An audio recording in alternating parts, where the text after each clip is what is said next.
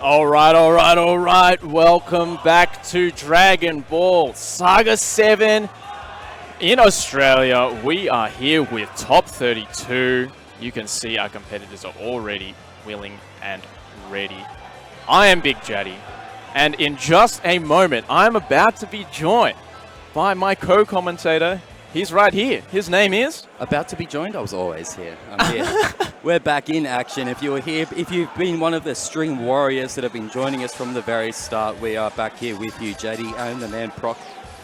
Thank you so much for hanging with us, guys. We are stoked to bring you this top 32 down to top 8 right now. CouchWarriors Crossup, Dragon Ball fight as well to a Saga 7. This is one of the big ones. We're playing for the balls, all the balls here. That's right. Speaking of all the balls, that's the man you see on the left there. No man has more balls than this man, Kazunoko. Yeah, that's right. And of course, his competitor, Australian Jesus, his name is Ando. He is here to destroy. That's for sure. He is from Queensland. He has upset Abigail with an easy 2-0. He has been making a tear across a lot of Japanese players in the casuals and some of the American players. So we are really looking forward to seeing how he goes up against the undisputed best player in Dragon Ball right now. We told you guys this commentary might be a bit biased because you got two Aussies here for the Aussie leg of the Dragon Ball Fighter Saga, but if we wanted an Australian to make it into top 32 or beyond, this is how we want it to happen. Winners bracket, top 32, Ando from Queensland up against GG, God's Garden, Kazunoko, the Ball Master. This is how it happens here in top 32. Go Tanks first, Go Tanks coming straight out the gate. First hit going to Kazunoko. Wouldn't have it any other way. Of course, you want to hit him with the Oki straight away. Ando not respecting it at all. Does drop, but gets the cross under even gets the confirm. The beam to follow up. Did drop, but Ando trying to escape desperately. Kazunoko making the best out of every drop, every scramble. Mirror matches can be a little confusing in this game sometimes when it happens all so quickly and the color shades aren't quite different. But if you see the Go Tanks that got every single hit, that was Kazunoko's Go Tanks. And here we're still seeing it again as he's just running rampant right now. Yeah, Ando yet to confirm a clean hit. Going to be able to get that Ghost Oki straight away. Deflects the first one, deflects the third one as well, and the fourth one, and gets a clean hit with T, and that was an amazing navigation of that Ghost Oki right there. Australia in here, doing work, trying to make something happen, and that is in the name of Android 16. This is one of those Aussie characters we got on here right now as he's slam dunking down, going to get the extension. Is he going to be able to kill Go Tanks? He's got all the meter in the world. He's going to be able to spend 1 bar, 2 bars, bring TN in and finish it off. Even it up. Australia bringing it right now. Kazunoko, what you got? Yeah, that's right. Ando firing back just as hard with an amazing defensive sequence against that Ghost Oki. And then blowing straight through the deflect. Trying to slide in. He gets the nice hit with the Android 16 to confirm. Nice assistance right there. You ask Ando right now, who is Kazunoko? He tells you, I don't even know. Never heard of him before. Who are you talking about? Oh, here, this guy right here. Oh, no. Yeah, it begins. Happy to let Gohan recover some of that health and get that level 1. And nice timing on that Wolfang Fist. He's going to be able to get it. Cross up. Going to be able to get sick damage here. Bring him down into this corner. Good damage. Australia trying to block for a moment there, but eventually Kazunoko, this guy. Tries to go for the cross-up, but Kazunoko, he's savvy to it. And nice from Ando. Super dash getting checked. Not going to let that ride for free. Going to dunk you right in the corner. Bring out TN, like, you know, what's up. Going to put you down again. Boom. Going to use 3 bars. Got all the meter in the world on the side of Queensland. Rocking 6 bars down to 3 as we dunk this Kazunoko. Yamcha in the corner. Yeah, does mean with that. And now it's going to force the sparking out of Kazunoko, but a great anti-air. And of course, with sparking, it's going to do insane amounts of damage. Easy 2 bars to finish this off. Yeah, I did try to warn you guys throughout the day. If you want unbiased commentary, this is the last place to come to right now because we are going to be cheering on our boy Ando as he gives it all he's got. But he is going to get picked up real quick. Kazunoko got sparking active doing all the... Look at that red bar. Look at that damage. Gonna use the level 3. Huge amount of damage. Oh, but he was a bit too high. Good recognition from Kazunoko to take the advantage there. And is that a Pop Meme Epic t-shirt he's rocking there? That's right. He wears that to every Every local, every tournament The I've seen question him is at. if he washes it in between events, only Kazunoko will know. That's the experience from watching at home on the stream, as of course, this is what I told you about. It's like, oh, which Gotenks is which? The one who's doing the damage is Kazunoko's Gotenks. We Wow. need to see Banana Such good Pants. defense against the Ghost Oki from Ando. You can tell he's definitely labbed this out or done some research and blocking so well. The stagger pressure does finally get opened up. We did see Kazunoko stagger in that same spot a few times, tempting Ando into pressing a button, and now he has to deal with Ghost Oki again. He's dealt with it successfully every single time. He does manage to get out just, and gets the sparking. Defensive level 1 sparking, keeping Ando's Gotenks alive and keeping alive the spirits of Queensland, Australia. That's right, he's got the TN assist, and nice throw. We usually see Kazunoko break those, but Ando has been keeping the focus divided. He's going to be able to do Ghost Oki of his own right now. Let's see how good his mix-ups are and how good Kazunoko's defense is. And he does get the... Oh, he tried to rush in Gotenks, didn't work out, didn't quite get the Ghost at the right height. That is a difficult confirm. Unfortunate for Ando. Nice tag from Ando, keeping Kazunoko's Gohan in place. A little bit of an opening there left on the table when Kazunoko is just not going to respect this block pressure at all. It's going to open up Ando. Keep the conversion, or try to keep it going with the Yamcha assist on the ground, but he's going to just keep this going for days there. Yeah, nice. Kazunoko just mixing him up. It was effectively one long combo once that first assist hit because he just kept it rocking. Oh no, Ando trying to jump forward, immediately getting caught out there. The Gotenks assist. Oh man, Kazunoko finding every right angle, every right way to get him out of the air, and then the Yamcha gets himself back that block pressure and catches him with the Gotenks assist even. No meter to finish the confirm, but wow, great air control. God, what a conversion there.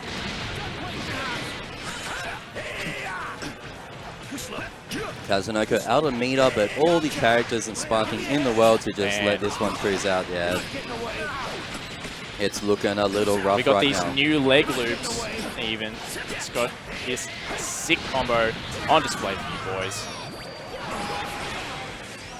Even just watching the way Kazunoko plays, he's so composed, so calm. Like the way he just flicks the buttons, just inputs everything perfectly. It's scary, I tell you. Adult Gohan assist, blowing up the neutral as Kazunoko's just controlling the skies with Gotenks. And Kazunoko is the Vanish, is the king of the Vanish when he sees one. And when he's got the meter advantage as well, because you're right, he definitely did Vanish appropriate. That Vanish reaction was actually amazing, but he's down to 1 bar now, so if he wants to do it again, it's going to be the only bar he's got. Ando, all the meter advantage, but living on a prayer just with Ando at 16 in the bank. That did not work out at all. Ando's got a chance here with 6 bar. He's going to be able to do a Vanish here, bring him back up into the air, hit him with a level 3. Queensland taking a character. Look, we've put up a fight. Ando's put up a fight and made it pretty strong. It is not over yet, and I'm giving him all my Spirit Bomb energy right now, but it's looking pretty done. It's looking like Kazunoko's going to cruise through this one 2-0. We are going to be running best of 3s up until winners finals, losers finals, grand finals, which will be tomorrow. So for now, it's going to be all best of 3s, first of 2. And I think the first one we're going to see in semi-finals is going to be God's Gardens Kazunoko. But we'll see what Ando can do. Do not count Queensland out yet. Miss input and a half right there, giving Ando another chance. Of course, yes, the sparking does come out. Jumps over the top and crosses him up with that.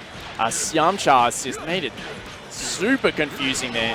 He's going to be able to bring him down to the ground. Level 1, level 3. Such a good sparking from Kazunoko. He wasn't really down that much blue health, but he just got him out of that situation, gave him the advantage he needed to close it out. In Australia, we do desync our DualShock 4 pads. That's right, so we will, that was winners, so we will see Ando again in the losers bracket. But, you know, a pretty strong showing against the best player in the world. He did show that he knew how to deal with that Ghost Oki better than anyone else we've seen today. Anyway, and that's promising. Australia can compete. That will be Kazunoko moving on in top 32 into the winners quarterfinal. Which is one of the easiest predictions to make. I've talked to a few international players and just people in general who have signed up really hoping to claim a ball here in Saga 7. You know, we're down here in Australia, you don't see a huge amount of fighting game tournaments down here. You see like BAM, Ozhadu, all those sorts of things, but I think a lot of players signed up kind of thinking, hey, and a Saga 7, a Dragon Ball in Australia, that's probably going to be the most free, the most easy Dragon Ball I can get, right? Yeah. Wrong, my friend. Not only does Australia have World Warriors like the one you're seeing on the right here, Dark-Sided, sponsored, owned Baxter, Queensland legend and one of the best players in the country, winner of Battle Arena Melbourne 10. You've also got international players on the left, such as DNG, Detonation Gaming, Tachikawa, stepping up to throw down. This is an absolute slaughter, but... That's right, and Baxter is supposedly the best player in Queensland, so he is here hungry to get a victory right now. He actually believes he can possibly win this. So that's some major... you got to have that kind of confidence coming in. You see Rami next to him, whispering some empowering... Australian spirit there, kiss on their head. For good luck. It's like the lady blowing on the dice before you roll the dice. That's, thanks, Rami. Yeah, that's Rami coming through that. And Baxter, in our community at least as far as Australia interstate competition goes, Baxter is a heel, absolutely a heel. Talks some mad trash when he is about to come up against anyone who isn't a Queenslander. This guy's the most vocal. And you would have, if you were with us before, he was actually doing the commentary for Pool D. That's right, Pool D. You would have heard already Baxter familiar on the mic. Yep, that's right. Dark-Sided's own, one of our more prolific sponsors here in Australia. Dark-Sided repping Baxter on the left against a name you know if you've been following Fight Games, Tachikawa. This guy gets out there. This guy's sponsor list on the back of his jersey is longer than I can care to remember, and you can see him coming straight in. I love his team though, Tachikawa. 18 hit Freezer?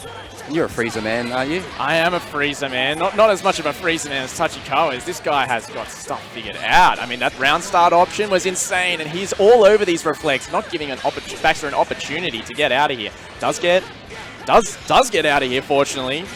And nice, a meterless snap. Yeah, the meterless and keeps the corner pressure. That was so good from Tachikawa, knowing the optimized combo to get that snap back without using a meter and keeping Baxter in the corner at the same time. Optimization. Oh, catches Baxter crouching after the pressure of the assist. That's right, and Tachikawa is doing such a good job of layering his assist to deal with deflect. You can tell he's really thought about his pressure and dealing with Baxter really well, not even giving him a chance to play right now.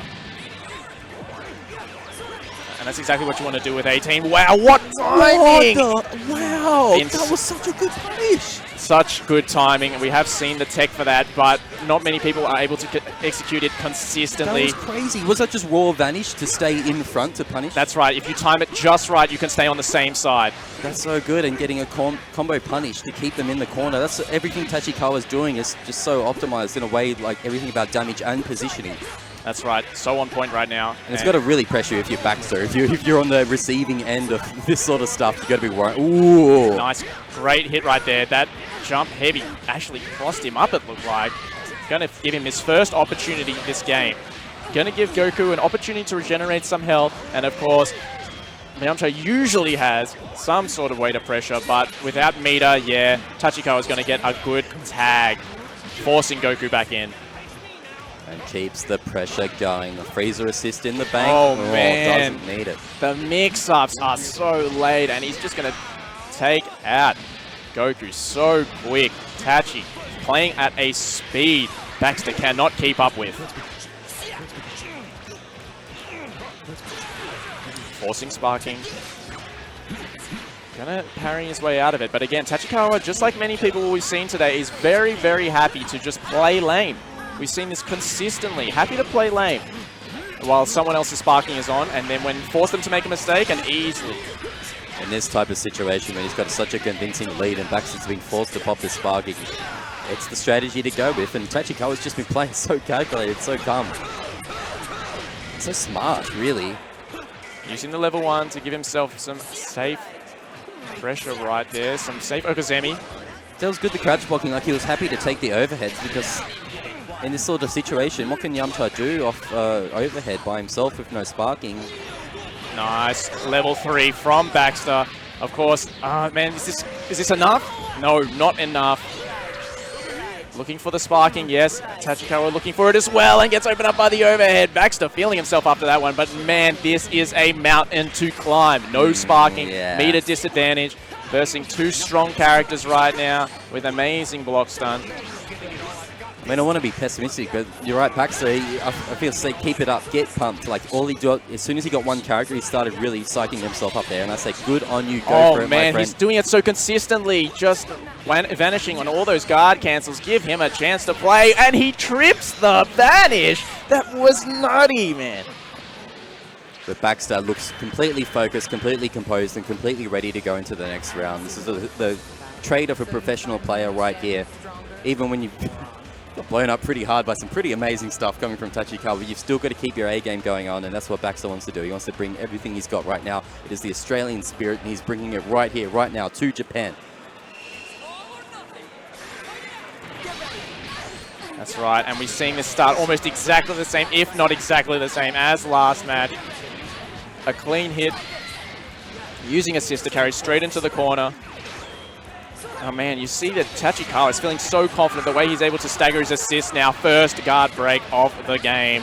When you play this smooth and this calculated, I'd feel confident as well. It's like, hey, everything I'm doing is almost perfect. Like, what more could I ask for? Jeez, Tachikawa, the way that he is playing must be so demoralizing for Baxter right now. He is so clean. The way that he's weaving in and out all of his stuff. Step on him.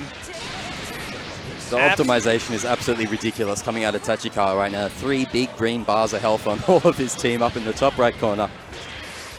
That's right. Getting that freezer assist. He's controlling that distance so well. And that's like one of the things that makes this team so good. His hit is so good at controlling that spacing with the medium punch. He's got a good space in there. You see him using it there, but just outside of it, he's just not effective. So that freezer assist comes in and pops him up. The synergy on this team is absolutely insane. Immediately scooping Baxter's jump out of the air in the corner pressure.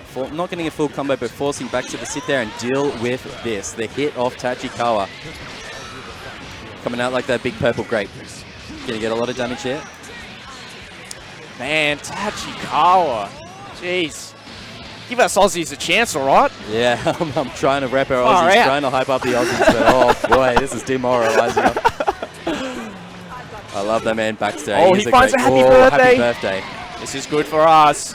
Come on, Australia. He's not actually going to bring in... Hit's still in there. Hit's still in there if he's got meter to keep things going. He does, but... Hit's dropped now. Yeah, Hit's dropped out, of course. It's not like a beam level 3 or anything where he can hit the assist. But now you can tell that he's, the sparking is forced and then just gets a nice clean hit out of it. Sparking conversions. Damn. Whoa. Wow. These guys taking actions at exactly the same time. What? So DBZ. Vanish doing well at dealing with Yamcha's kind of horizontal low options. Baxter is out of characters, out of sparking, out of rounds, out of life, and we're going to look at DNG. Tachikawa throwing all the meter, probably not going to be able to... Double level 1.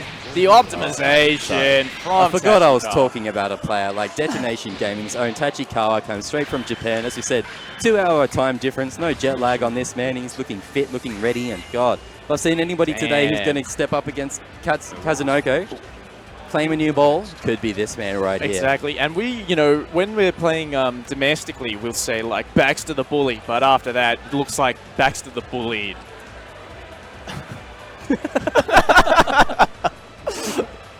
Anyway. Tachikawa almost just knocking our caster's table clean there. Damn, he's trying to take us out.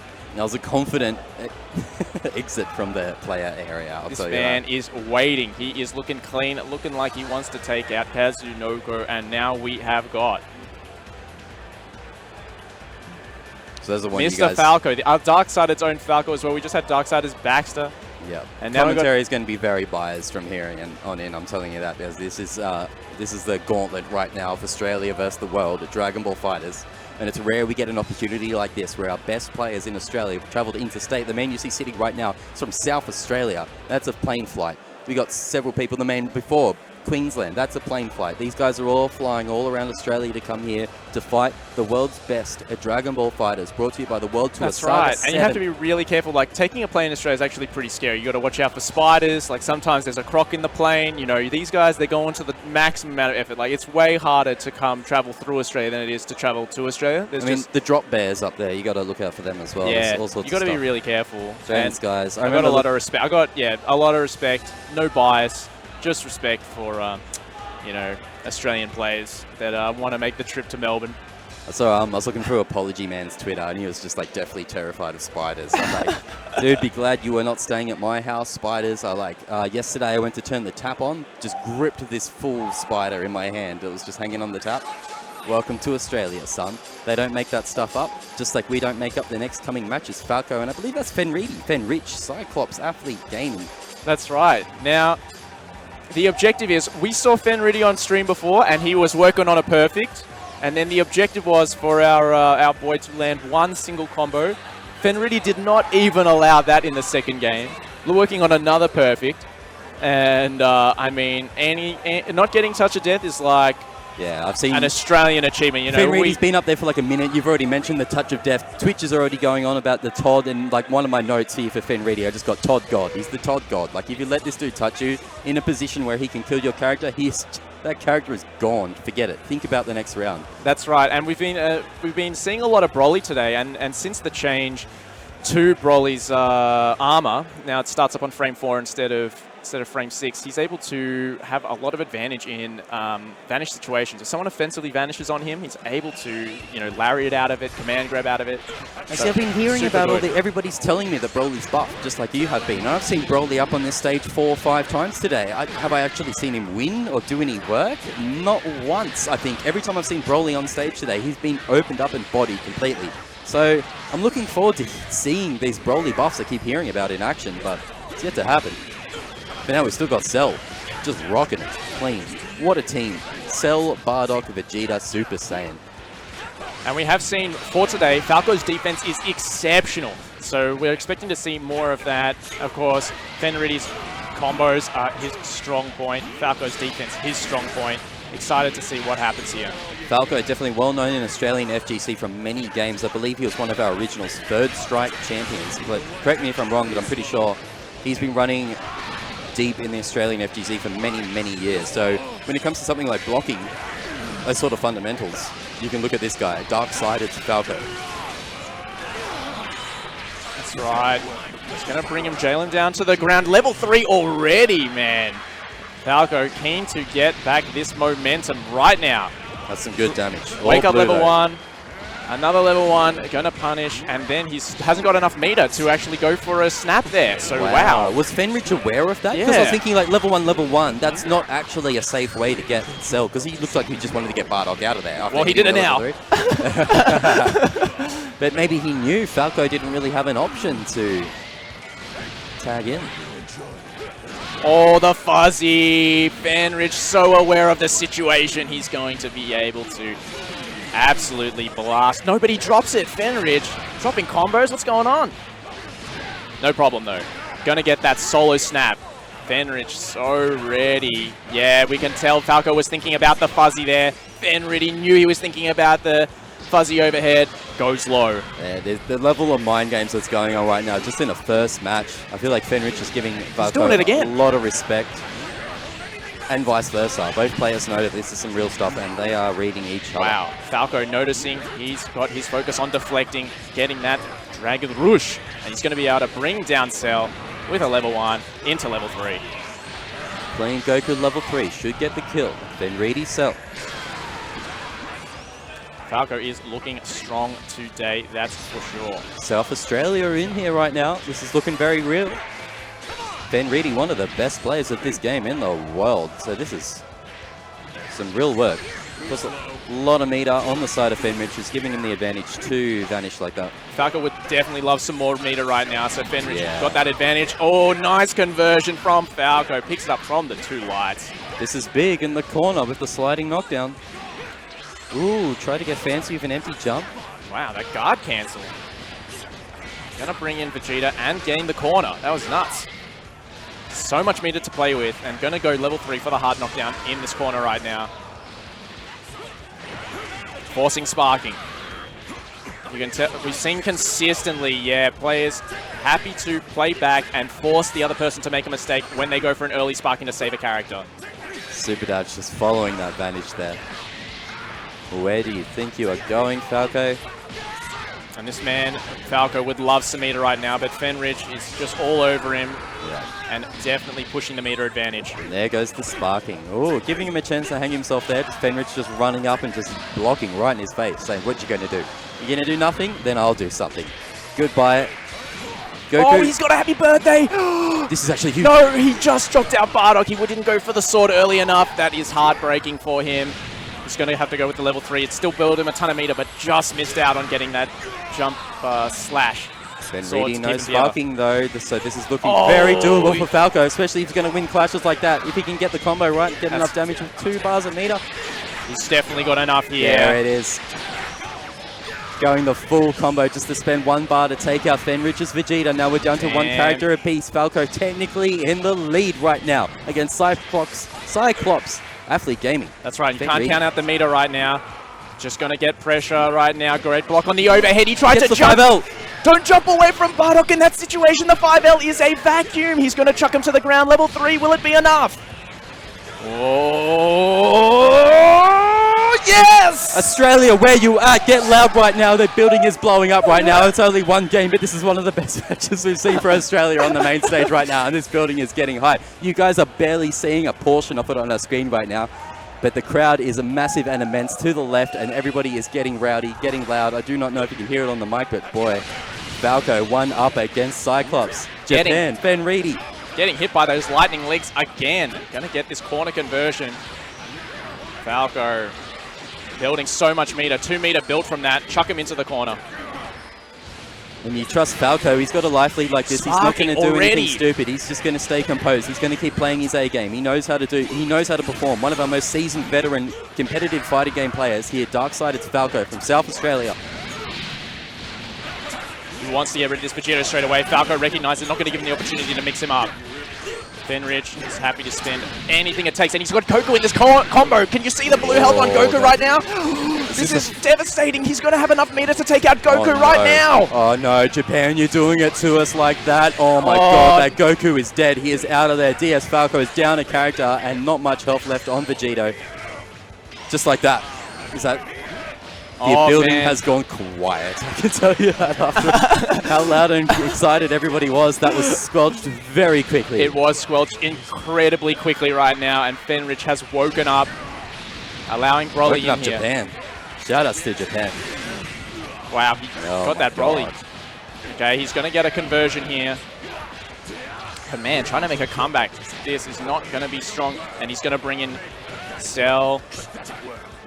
Goes for the overhead. Nice defense from Falco. This is what we expect from him.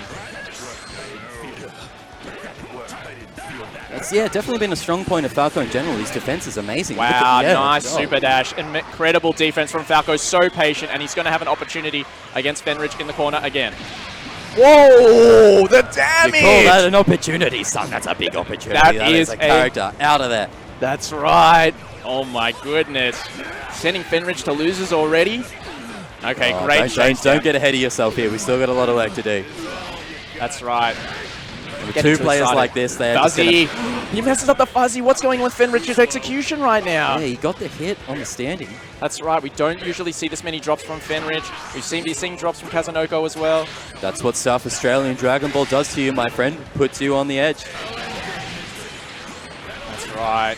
Ooh, that's DP from Fenreedy. This should be a kill here with this meter. 1 bar. Yeah, ooh, doesn't even need need it.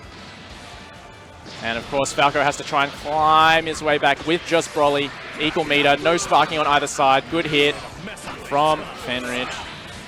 Nice deflect. Can't quite come back in. Of course, that's something that Broly struggles with, but nice clean hit. Of course, you do get to angle Broly's Ki Blast. Bringing Bardock in. Wow. And you see, Falco doesn't actually go for any command grabs on Broly. Vanishing straight out of there. Wow, Fenridge, such good conversions. Lands, re-jumps, and gets the conversion right there. He's going to be able to go with the 3 level 1s. Not enough. Just One not more enough. chance. Yeah, one character down. Wow. Okay. Falco, you're not really going to do this from here, are you? Don't play with our hearts. Okay, caught him. Yeah, goes high again. Good deflect, but can't quite get it. Charges up the big arm right there. Of course, Broly can't armor through anything at this health. The armor will just get him killed. So all of Broly's advantages with his normals are completely dissipated right now. Does have the shield to avoid any of the Vegeta assist, any of the Bardock projectiles from the corner. Tries to lariat in, and a nice whiff punish with the vanish. One apiece right now, one apiece. It's difficult when you're working at that life level. Just any sort of vanish or just rogue attack is going to finish you off. You've got absolutely no window to make any sort of error, and a man like Fenreedy here, he will make you work for it. He's going to make you make an error. He's going to put you in that position. Vanish. That's right, Australia is here to play. South Australia, in fact. Oh, what a round start off. He goes with the super dash, and then he's going to get another nice hit, and he is ready to confirm.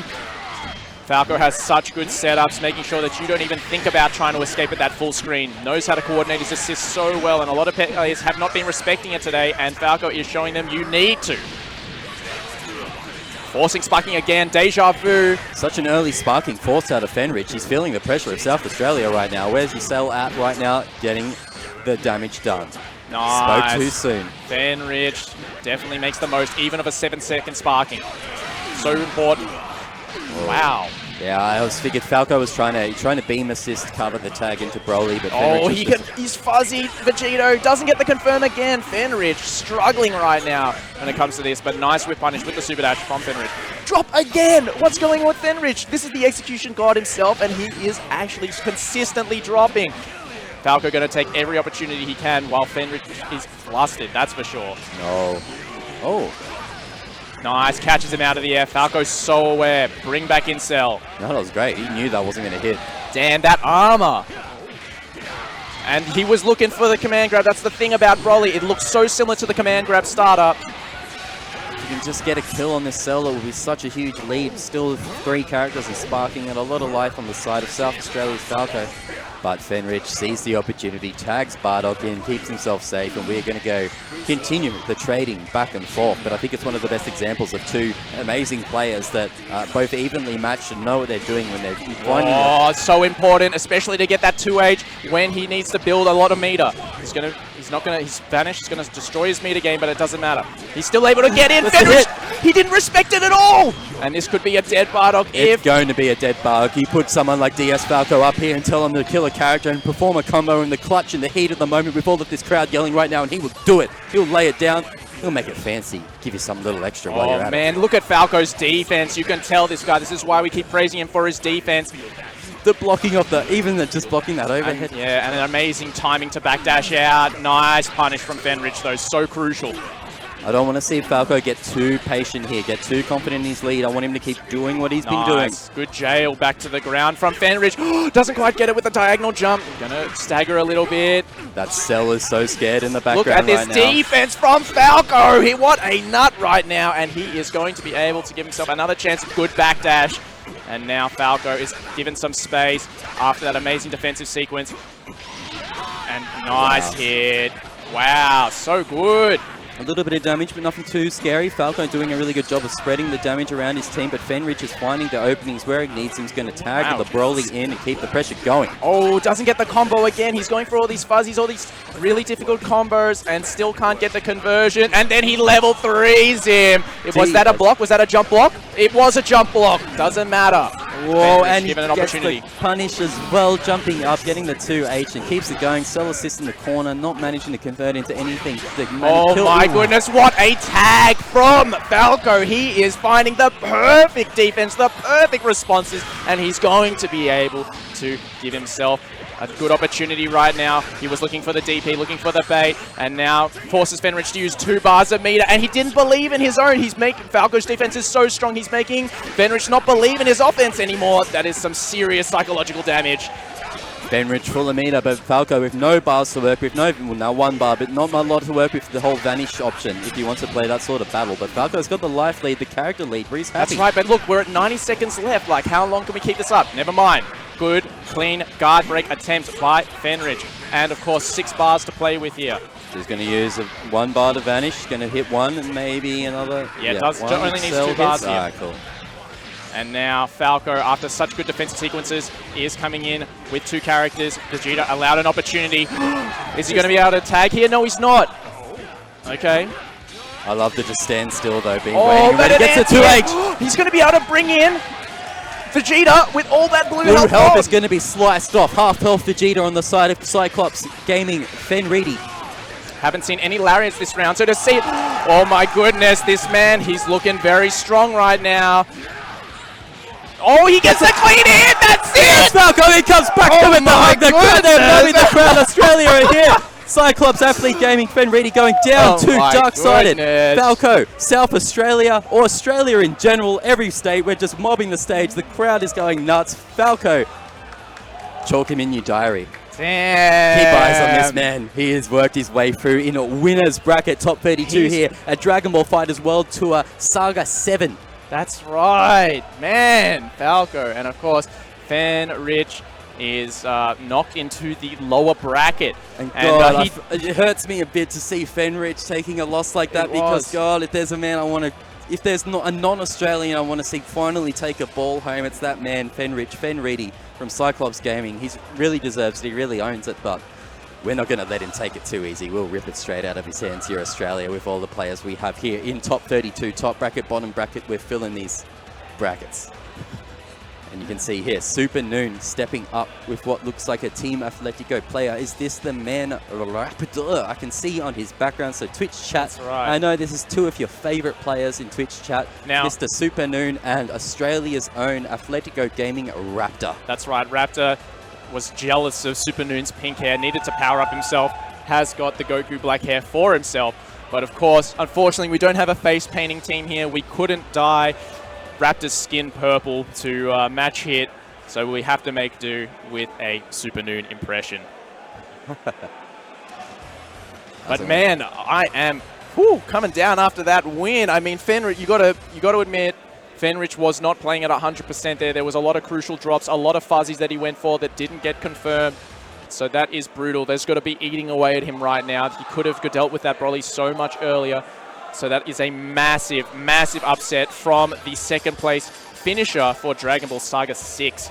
Maybe Fenridi playing a little loose, or maybe he was just succumbing to the pressure of South Australian Dragon Ball fighters when he knew he stepped up. I doubt he was expecting a match like that. He was thinking, okay, top 32, I'm one of the best players in the world. I'm going to at least get top 16, top 8. Not expecting the South Australian thunder from Dark-Sided's Falco. Putting him on the spot, making him work for it. Work he had to do and did not do it. Falco, amazing performance. Moving on in winner's bracket. That's right. So Falco will move on to face Kindevu, and of course Kindevu has been on a tear, only seeming to struggle against Agent Numbers, who we may or may not see. I'm not sure. Is he still in? Agent Numbers was in lower. Agent Numbers was a he'll be going up against Baxter. Oh, so he will be going up against Baxter. Agent Numbers 2-1 against Abigen. In losers, Abigen is out. They will be playing off stream, unfortunately. So we will not see that match. But of course, doesn't matter. We got Raptor. We got a fan favorite here ourselves. We got Super Noon. We got an American representative. There's here so in many Australia. great matches in this top 32 right now looking at. I wish we could stream them all, but unfortunately we can't right now. We're going to bring you the best that we can, and that is America's NRG Super Noon versus Australia's Atletico Gaming Raptor. That's right, and of course, in Australia we give you the very best button checks. Oh, these are button checks, that's Dragon Ball FighterZ button checks, we've got them. So how are we looking? Winners quarterfinal. Just pop an exclamation mark bracket in chat and you'll get the link to the brackets on Smash GG. So in our winners quarterfinals right now, yeah, we got Kazunoko versus SEO. Of course, Kazunoko sitting happy in winners. Yep, Apology Man waiting to verse the winner of this one. So winner of this will go and fight Beast Coast's Apology Man. That's right. Tachikawa versus Nakkiel. Falco versus Kindevu. Now we're probably going to have most, if not all, of those matches to go into top 8 for you. That will be the top 16. I hope we can get Tachikawa and Nakkiel up here, but we might need to pop into losers a little bit, so see some of our Australian players, how they're going. But Yep. And of course, Raptor, sponsored by Atletico, and he you know, he just blew up in popularity after making some incredible content online, and now he's a streamer. So let's see how he goes. Definitely a very reputable hit player. Yeah, I'll admit, this guy wasn't on my radar, but Twitch chat have been talking up so much, and I'm seeing this hit and seeing the progress he's been making. I'm definitely on the Raptor bandwagon. That's right. Up text to try and get out, and a good reflect. Trying to find the opportunity, and now he's got rewarded with the corner himself. But cornered again. Oh, does use the parry attempt to get out. Lots of reflecting right now, but cannot find an opportunity to get out. And Super Noon is going to be able to take out the hit straight away. Raptor's best character, his biggest threat, eliminated within 35 seconds. That's right, I've been looking at the brackets, about to pull my attention towards the match, and I'll see Raptor is already down a character, down hit. These characters everybody's talking up. I'm guessing it'll take some time for people to get used to playing these characters at tournament level, such as Broly and Hit. Everybody's talking up big time, but I guess we actually finally saw Broly do some amazing work last game. But Raptor getting a little opened up this time. Oh, nice down take into the buttons right there from Raptor. I love such a situation like that when someone's cornered, as Raptor's adult Gohan was, but having the sense of mind, having the confidence to press buttons at the right time. Of course, that low from adult Gohan. It's pretty delicious, pretty fast, pretty quick. Scuffs you in the bottom, and suddenly Raptor has got himself a corner to work with. Oh, goes high twice. Doesn't quite get the confirm, but he's got the guard cancel. He's going to be able to bring him up and then go for a snap into the Cell again. And of course, Cell, so vulnerable. Tall characters in the corner. Goes high and then jumps out. Struggling right now. Tries to catch the jump back attempt, but he did not bite. Oh, the vanish was a bit too high. Super Noon with the appropriate punish. Does not get the appropriate follow-up, but that's all right. He does get another clean hit. He's going to be able to finish this off in the corner. Bam! Super Noon looking quite good right now. I don't know what else to say. Raptor, is he going to try and smap this? He's still got sparking, a lot of meter on the side of Goku. Goku, an average anchor, not good, not bad, pretty solid, but I don't see him quite surmounting a comeback, both as Goku versus this team, and as Raptor versus a player such as Team NRG Super Noon. He's going to be able to get the level 3. Force him down, and Raptor is bleeding right now, absolutely bleeding. And he's just opened up straight away by the gumball. Smack him into the ground. West Coast, if you're in here, if you're watching, give us some noise, give us some love for you guys. Super Noon coming out from LA, California, all the way down here to Melbourne, Victoria. I tell you, the flight would have taken a lot longer than it took for him to chalk this up 1-0 against Raptor.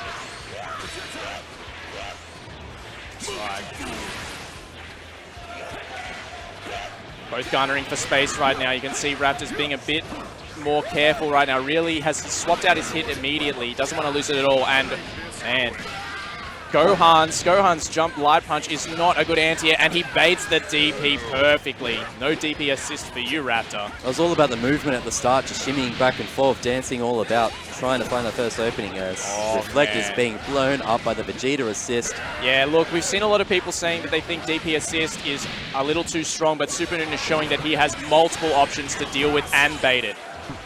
I mean, that's the Vegeta assist in a nutshell. It covers pretty much every option. And there he is again, giving him the block stun. Super Noon not taking the advantage, staying back a little bit. That's right, he is definitely playing around this DP. He's got the hit in, but still, can't get anything for started. The corner, Vegeta assist in the neutral. The way this man, Super Noon, uses that Vegeta assist in the neutral as a Vegeta player, I approve, I'll tell you that. Gonna get that knocked down right now, but he's not giving Hit a chance to do any work at all. Doesn't quite get the... He tried to do the fancy vanish in the corner we saw before from Fenrich, I think it was.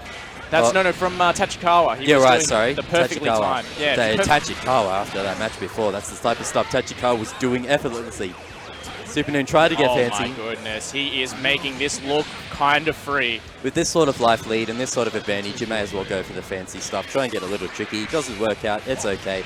You're up a sparking, you're up a character, you're up a bar, a meter. It's looking pretty good for Super Noon. These guys, and Raptor, he hasn't got much to play with. Super Noon is happy to just sit back. But he gets a nice clean hit onto the Kid Buu. Could this be what Raptor needs? Okay, another good hit. He's got to make several of these count. It's the first time he's been able to get anything started with hit all set. That's right. I've been counting Raptor out a little bit in this matchup, but now he's bringing it big time. So if you want to see Raptor continue on in this top 32, chat, give your spirit bombs right now. Put your hands in the air. Channel your energy into the purple grape that is hit. Don't look at the fact he's getting blown up by a Vegeta level 3 right now. It's all good. Raptor still got game to work with here. 3 bars in the tank, and oh, that's not good. That's not good at all. I mean, he's going to be able to build 2 bars with this, and that's going to be enough to take him out. Brutal. I'm afraid that is not the stance, my friends. Raptor 1 character away from being sent into the lower bracket. His stance is not available. Goku. Yeah, I do not know how one does this on a nude Goku.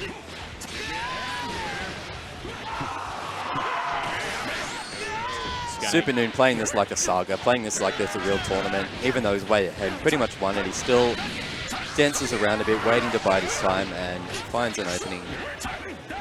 Gets the block pressure going. Oh, nice defensive option there. Yeah, the Dragon Rush from Raptor, not letting that Vegeta assist even start up.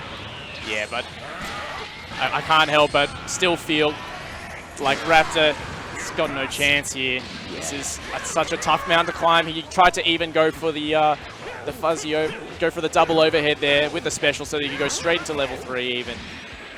Oh, but no, he's just not getting it a chance, and you can see he wants it bad, and Super Noon is going to fake him out. He's going to fake him out completely with that Vegeta assist and just finish him off. Clean 2-0 from Super Noon. Very convincing. That's right, and that will be Raptor sent to the lower bracket. Super Noon will continue on to play against Apology Man to get a place in top 8. That's right, so our top bracket right now for the next matches to make top 8 will be Kazunoko versus SEO. Singapore's SEO. Super Noon versus Apology Man, Falcos versus Kindevu, and Tachikawa versus Nakkiel. That will be our matches to make top 8. Not too sure exactly which ones we'll get on stream, but we will endeavour to get as many hype matches as we can. Definitely a lot of region variety in that top 8. Yeah, that's great. Which is awesome, but 1 Australian left in winners. In losers, we got looks like two remaining Australians. We got, oh yeah, Toash is New Zealand. Majin Bang is still in there. Beat Inagaki 2-1. Majin Bang doing work. Oh, we still got Zed as well. We got a lot of Australians in lowers, actually. Have. It's crazy down here. We got Lord Knight versus Kanga Dilo. We've got Majin Bang and potentially Zed. Oh no, Ando's been eliminated by Dilo, so no more of the long-haired man. So that's Australian Jesus being knocked out in the lower brackets. No! It's all popping hard. Just put in that exclamation mark bracket in chat. Check out these brackets because it is wild in here. This is the hype that we wanted. This is what we wanted to see. Australia going toe-to-toe with the rest of the world. That's right, and we are currently waiting for our next players. Of course, we have we can see Nakkiel sort of standing in the back right now. We have a whole lot of people crowding around Baxter versus Agent Numbers over in the corner there. I see you guys in chat throwing shade on Australian fighting games. I suggest you put in exclamation mark bracket and then put in Control F-E-N-R-I-T-T-I and see where he is right now. As the man Falco is sitting happy in winners quarterfinals after that victory. Australia bringing it, you guys. Better take note. We're in here. And we're wanting to play, and we will have none of that in the next match because this, I'm sure you guys know these two. I'm sure you know the player on the right, Nakkiel, getting ready. And DNG Tachikawa on the left. Any day I would praise Tachikawa and how good he is at the game, but specifically the way we have seen Detonation Gaming's Tachikawa play today. That match earlier, like, that was one of the most composed, perfect matches of Dragon Ball FighterZ I've ever seen. He was just doing everything perfectly. And when you see someone step up to a tournament and playing that well, optimized, smart, just cool, calm, collected, it's scary. It's a concern. We'll see what Nakkiel's got. I believe this will be NA versus Japan. We're just organizing some headset issues. These guys, of course, Nakkiel wants to use a headset, but by putting in a splitter, he would not be able to, that would deny the other player from hearing anything. So Tachikawa is just running off to grab himself a headset. Alright, I know we definitely do have that tech in Australia. Normally we've got the splitters, the headsets, every option. I'm surprised no player has asked for that already. I guess Nakkiel's the first, he needs the sound. There are a lot of audio cues in this game. Yeah, there are a lot of audio cues, and So- I know there's a lot of players who don't, who definitely can get distracted by the crowd, and they would like to drown it out as much as possible. There's that aspect. There's audio cues, being distracted by the crowd. There's the fact that we're like less than 2 meters from the player right now. So once we start screaming in Falco's ear or whatever, the Twitch chat saying you wanted the Japanese audio on. I think just during the break, Nakkiel himself just natively went to turn it on to Japanese. That's the type of man he is, the snack. But thank you for holding tight with us. You know, Are we back? we are back. We are live. They are On the hearing us. last episode of Dragon Ball Z, Cheese TV We in the morning. we had Nakkiel and Tachikawa Don't worry, ready to guys. select. Thank you so much for sticking with us and dealing with the production issues, guys. You're right, we are in Australia. This is Australian production, but we are not going to let a match like this start without letting you guys see it. We're going to wait to make sure Panda Global's Nakkiel from NA, from New York, USA, stepping up against Japan's Detonation Gaming Tachikawa. You are going to see every second of it. If I've got anything to do or say about it, production. It's not my doing, it's production. They're going to make sure you guys can see all these matches, and this is the next one we've got coming. That's right. We asked Ando to bless us. He has blessed us with That's right. this Ando return walked to up, production. Ando walked up, he did the T-pose, and we all just got down, got with it. Oh, yeah. All right. Coming in to this next match, we have seen Tachikawa so clean today. And I are definitely excited to see it continue, and goes low straight away from Nakkiel. A clean conversion. So fast that low after their Yamcha assist. Already goes Toki. We saw Ando deal with this so well, and no, you're not going to be able to change here. That's not happening. Misses the snap. Unfortunate. That Ghost Oki's the new Bardock level 3. I tell you, if you guys in chat want something to count the amount of Ghost Oki's you're going to see tonight and in top 8 tomorrow. That's right. Gonna get Android 18 an opportunity to set up some Okazemi in this corner, but Nakkiel waking up with the Gohan assist. Bringing in the hit, wants to get the pressure on hit. Good defense from Tachikawa. Tachikawa chilling. Goes, there's only so long that you can block, and you are gonna get taken to the sky, and you are gonna eat this Ghost Oki. I think that's number 2. Yeah, just in this round alone before we've even lost the character. It wasn't Ghost Oki, he was just bringing in Gohan, and he's just gonna take out Heat. I mean, look, it's a new combo. It's the same thing, isn't it? Well, Ghost is making it all happen. That's not right. really the Ghost. It's just the character himself, Gotenks.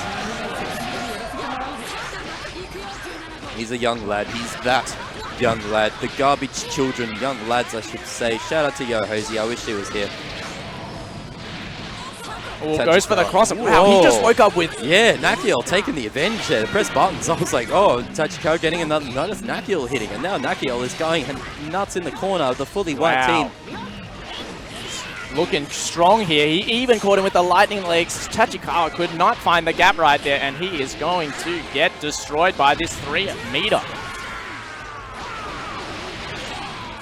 2 meters all we need. 1 in the bank in the reserves. Nakkiel keeping that New York bank loaded.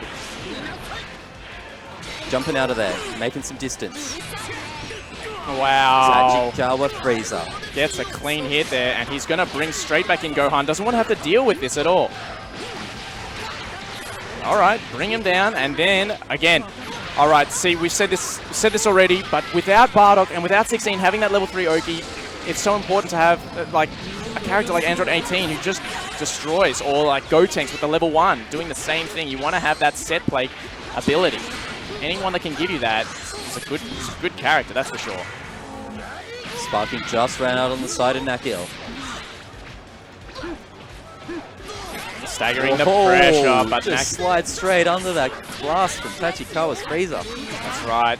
Nakkiel smashing every gap, goes for the quadruple overhead there, and then goes for the instant air dash reset. Gonna land a clean hit onto Tachikawa's dome. Bring him back down, level up.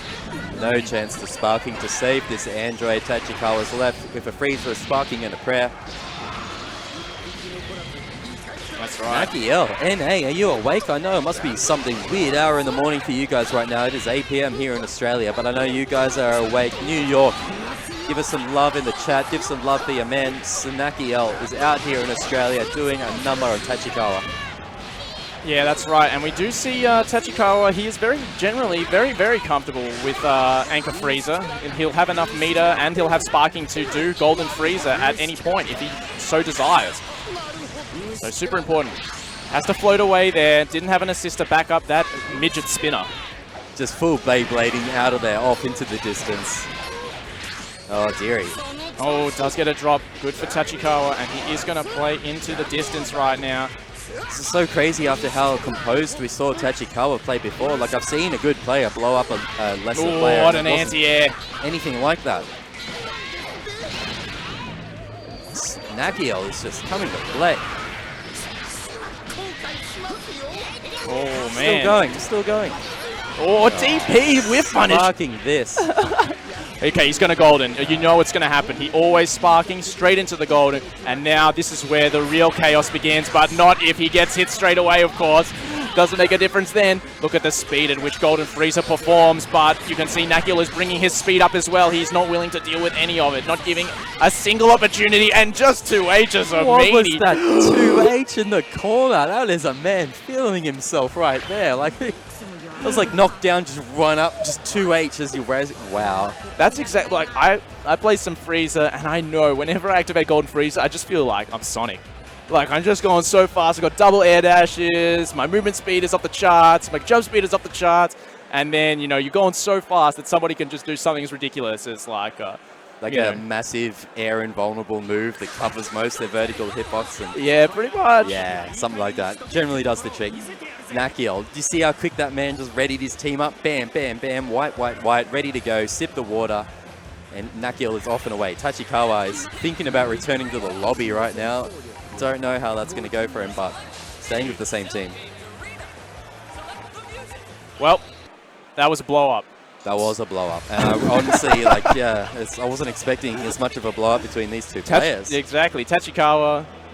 I would have maybe guessed Tachikawa would be doing the blowing up. It's Nakkiel. Oh. That's right. I think that the biggest difference is Nakkiel is definitely playing around the assist spacings of Tachikawa a lot better than we saw Baxter doing. So definitely showing that he has much more command of the neutral.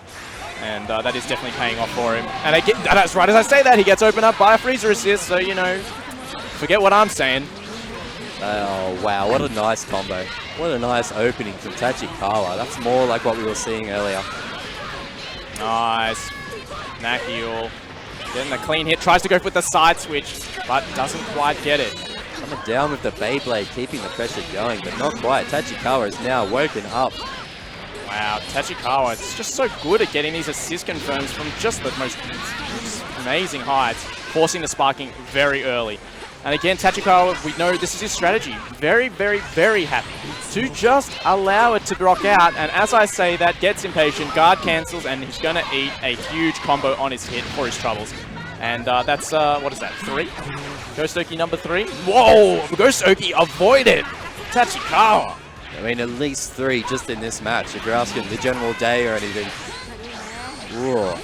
Tachikawa feeling him. A little exposed there. Tags in the Android 18, but still gets blown up.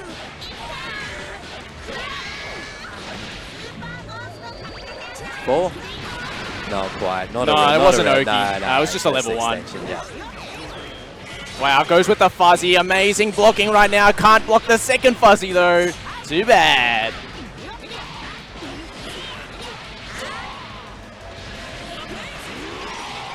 Tries to whiff punish the Sparking there. Doesn't quite work out, but he's happy to keep him in a block string and now waste out this Sparking. Yeah, I think Nakkiel's perfectly happy with this situation. Tachikawa's level 1 Sparking is just being completely worn out.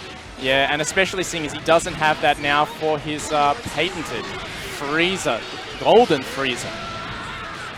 Oh, all right. Who needs gold when you can do a basic, baby? Here comes Tachikawa coming in with the Freezer, getting the corner combos in, going to drive him down to the ground, spend a bar or 2. Right as it explodes so that he can Keep it going, and then he's going to be able to double level 1 with the Android 8. Gets the kill as well. Wow. The 1-1-1. All right, this is a little more how I kind of expected things to go between these two players. That's right, Tachikawa. Nice, man. It's always so impressive when people through those key blasts and then they see the super dash coming towards them. They're ready to react with the vanish just in case. They don't want to get hit for free. Tachikawa getting a bit overzealous with the super dashes. A player like Nakkiel is not going to let that slide for free. Even with the Gotenks 2H, he's going to body that straight out of there. Android 18, not much health to work with there, but Tachikawa is going to take the advantage, laying down the pressure to give a chance for hit to tag in successfully. That's right, yeah. And then immediately get opened up. And going to bring that 18 back in straight away. Doesn't want to deal with that. Fakes the cross up. Ooh. But nice read from Tachikawa. Okay. Not much of anything right there, and so there's just going to be some garnering for spacing while Nakkiel gets his assist back.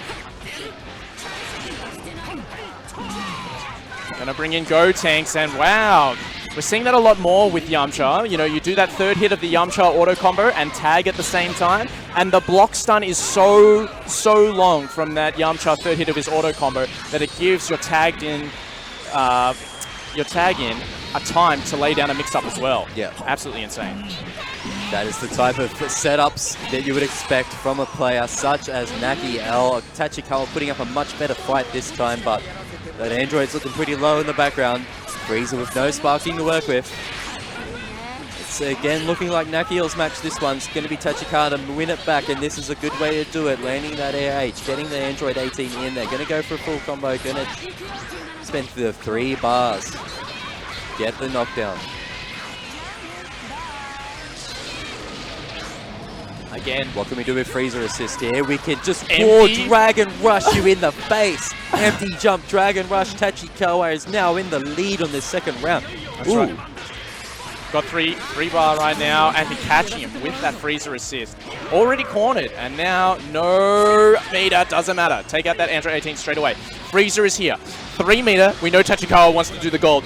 That was such a good use. Nakkiel had 1 bar in the bank in the corner. He just used the EX to just get out of the corner. Oh man, wanted to challenge after that 2H, but Tachikawa was ready for it with the delay.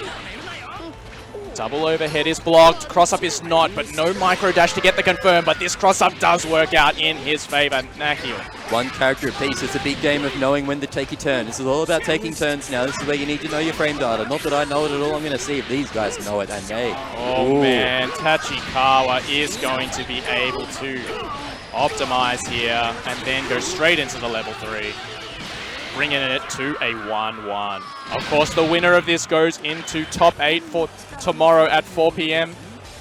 This is a really grueling battle, guys, here. This is one of the most intense matches I've seen in terms of back and forth here tonight. At Saga 7, CouchWarriors, Dragon Ball FighterZ World Tour. Coming to you live from Victoria, Australia. We are looking at the man, Panda Global's Nakkiel vs Detonation Gaming. That's right. Tachikawa, NA vs Japan. Down here on the east coast of Australia. And we're getting straight back into the match. Locking down with that Freezer assist, already cornered, and then gets the double overhead, clean opening. Tachikawa, great pressure sequence from the very beginning. Gonna guarantee himself the corner and some set play straight away. But wow, hits the barrier, doesn't matter. Finds the way out, and now rewarded with the corner himself. Goes low. Bring him up. The block stun from that Yamcha assist seems to be so short, just getting that low in there so quickly. It's working a lot for Nakkiel. Happy to rally him down and then go for the Dragon Rush.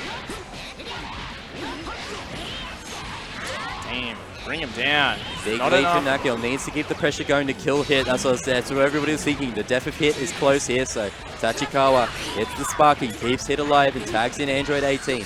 He's going to use a bit of meter himself to turn things around. Is that going to work? No. Not from that distance. Yeah, but that was one of the wildest things I've seen Tachikawa do today. Just whiffing that level 3, spending all the meter, and then just raw tagging hit in to take a big combo of himself. All the meter on Nakkiel, I think he's just killed hit. That's right. I don't think that was Nakkiel doing the work. I think Tachikawa just made a really weird series of decisions there. just like that, we are down a character on Tachikawa, sparking used on both sides. A nice reflect on the reflects again. Nakkiel returns the favour. You're going to do all these tags and super dash. The sun will show you how it's done in Australia. I've eaten my Vegemite, I had my Weet-Bix this morning, and now... That's number 4 of the Ghost Oki. And Tachikawa does not respect it whatsoever. So it's Ghost Oki with the Yum Char assist. I think it was the tricky part in there. It's been working a lot. This guy's garnering for spacing right now. Tachikawa wants to wait out the freezer assist that he has and able to cover that spacing. DP from Nakkiel. Bring in the freezer, deal with it early. Goes low. It's that instant drop down straight into the adult Gohan low. Damn. Extends with Nakkiel with some optimizations right here. Going to be able to do 2 level 1s. Even 3 level 1s. It's just going to finish off here. No, he's going to go straight into the level 3 from Gotenks just to make sure. This is Dragon Ball FighterZ World Tour Saga 7. These players are playing for one of those big shiny balls you've seen Kazunoko carrying around, so you bet he's going to drop the meter. He's going to drop the level 3. He's going to drop everything to leave Tachikawa sitting with nothing but Android 18. No sparking in the bank. We're still just in top 32, so this is first to 2, best of 3. This is our final round for one of these players to move on in top 8 or drop down into the lower brackets, and it is looking 100% like Nakkiel's win to take here to move on into top 8 tomorrow. Good tech from Tachikawa. These guys still garnering for distance. I mean, Nakkiel doesn't need to force anything, that's the thing. And now he's just going to go straight into level 3, keep that corner positioning. Going to see more Android 18 level 3s than Bardock, I think. And even more than Ghost Oki while we have Tachikawa on the screen. And what a bait. Nakkiel not looking too stressed though. Still looking pretty composed, still easy. Working the hair a little bit. Man. Still in the game. Not only in the game, he's just taking this away from a mile. He just needs to work down. See if you're going to play patient. Yeah, he's playing patient. Oh, nice super dash. That's the trick to playing patient. Play patient for like 5 seconds if your opponent expects you, and then bam, that's when you go in. Super dash assist, get the corner combo, take down the Android 18, spend a whole bunch of meter. And then go from level 1 straight into level 3. Oh, on the other side as well. Flips around, does it full anime style. Panda Global, New York's Nakkiel is going to take it. 2-1, moving on to top 8 tomorrow. We will see Tachikawa again in the lower bracket, but for now, Nakkiel is secured a spot in the top 8 tomorrow at 4 p.m. That is 20 hours from now, in case you're not sure. NA, New York, give it up for your man. Panda Global, Nakkiel, walking away in style with a big win under his belt. Happy to go home to his hotel, get a big night of sleep, and rock up tomorrow. That's right. I'm going to refresh the brackets. If you want to keep an eye on the brackets with us, just pop an exclamation mark bracket in the chat. You should be able to see what is happening on Smash GG. And we will see which players come up next to play on the main stage. Oh! GGWP Soji knocked out Fenridi. Oh my goodness. Fenrich is gone. Fenrich is gone. He's out. He's been eliminated, and so has Agent Numbers. Agent Numbers is out as well. Lost. He's beaten. Baxter moving on to Galileo. Yeah, Cyclops Athletic Gaming. Fenrich is moving on. So Falco Kindevu is coming up next, I think. That's what. Yep. So next up we should have Falco and Kindevu. But, yeah, but Fenridi's out already. Didn't even make it into the. He would have finished off in top 24. And that was a full Japan match there. GGWP Suji up against COG Fenridi. That's right. That's right. So, I mean, we still got a bunch of matches to go in the losers bracket, but we're going to crazy matches here. That's right. But we still, right now, we're still in winners bracket. We're going to be bringing you Falco, who we just saw put Fenridi into losers in the first place. And he's going to be playing up against Kindevu. Now, Falco representing Australia in the winners bracket. Representing Dark-Sided. That's the man you can see on the left here. The Australian, South Australian man. Dark-Sided sponsored. Falco is the person who knocked Fenridi into losers in the first place.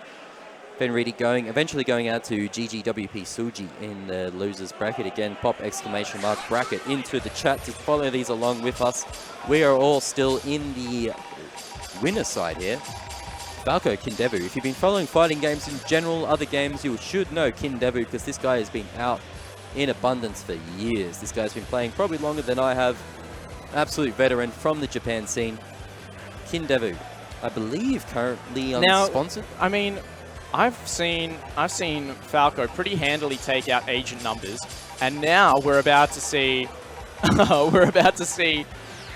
Kindevu, who was struggling against agent numbers against Falco. Now that was for a completely different reason, of course. Agent numbers was an absolute massive nut, and he was all over the place. Falco, of course, his specialties lie more in his ability to lock you down at full screen and just absolutely... His defense, that's right. That's what we've seen. I don't know if I've seen anybody on this stage today block as well as Falco. His defense is amazing.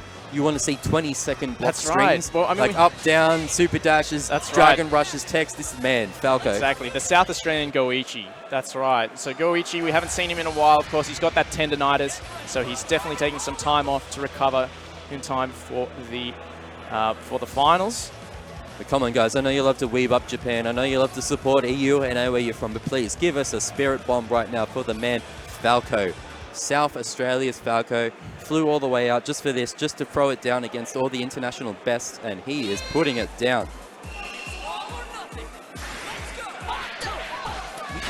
That's right, and of course, already going to get a clean hit from Kindevu. I believe we're at 4 Ghost Okies, and I think we're about to be at 5. That's right, the new and improved Bardock, level 3. 2 hits got in there, but Falco just probably intentionally, that's what I was saying, defense. Like, let's watch him block it all. He took 2 hits, got out of the corner, reset it to neutral, now taking the advantage. That's right, lockdown from full screen. Falco's strength right now. Resetting that pressure. Goes high, a nice reflect from Kindevu. Not allowing that pressure to get through, but yes, that beam assist. Again, Falco's just going to lock you down from full screen. It is how he plays. He's going to convert off it all as well, all the way in the corner here. Level 3 with Broly in the corner. Broly definitely has pretty immense corner pressure. It is hard to deal with in this situation. Going to force the sparking early. Very happy to play with that. And of course, against Broly, that's where Tanks is going to go absolutely nuts. The sparking vanish with the L in the air from Kindevu is so cheeky that I like it. That's 6. Oh, man. Okay, great. Good vanish.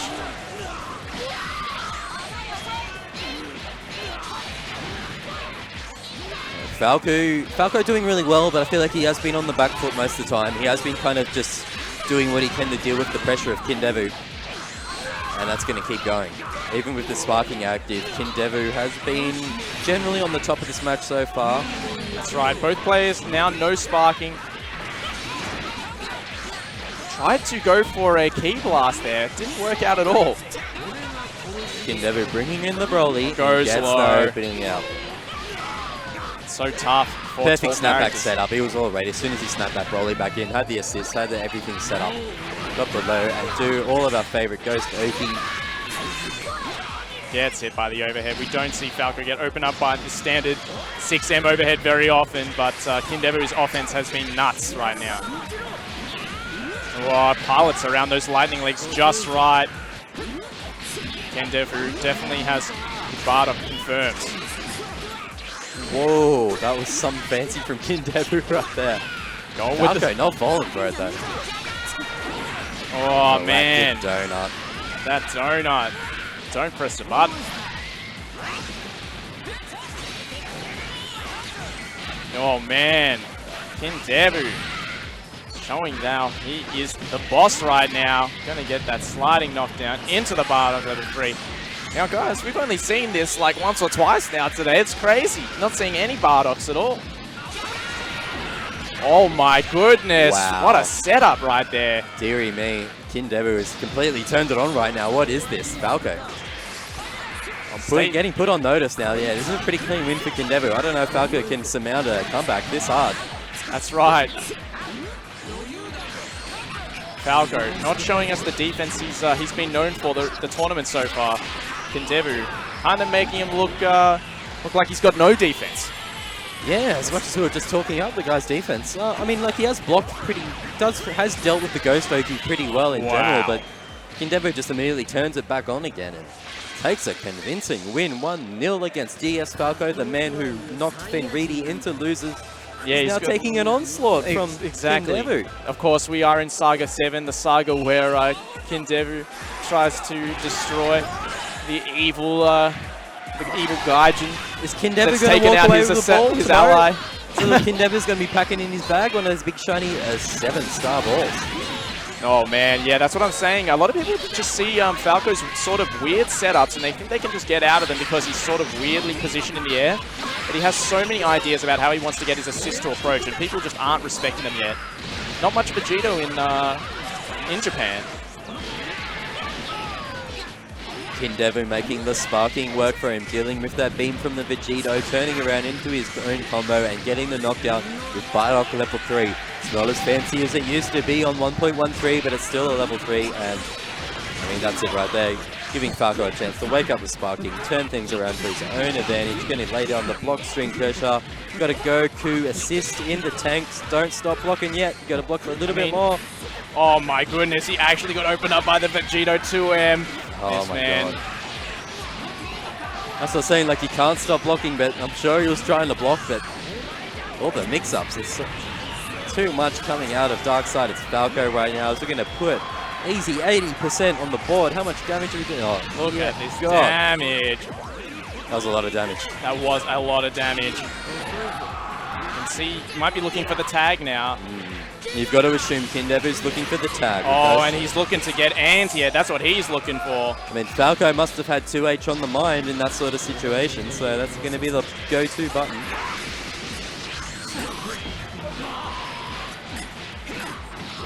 Getting the knockdown right now. Just super dashes straight in. Kindevu with the 16.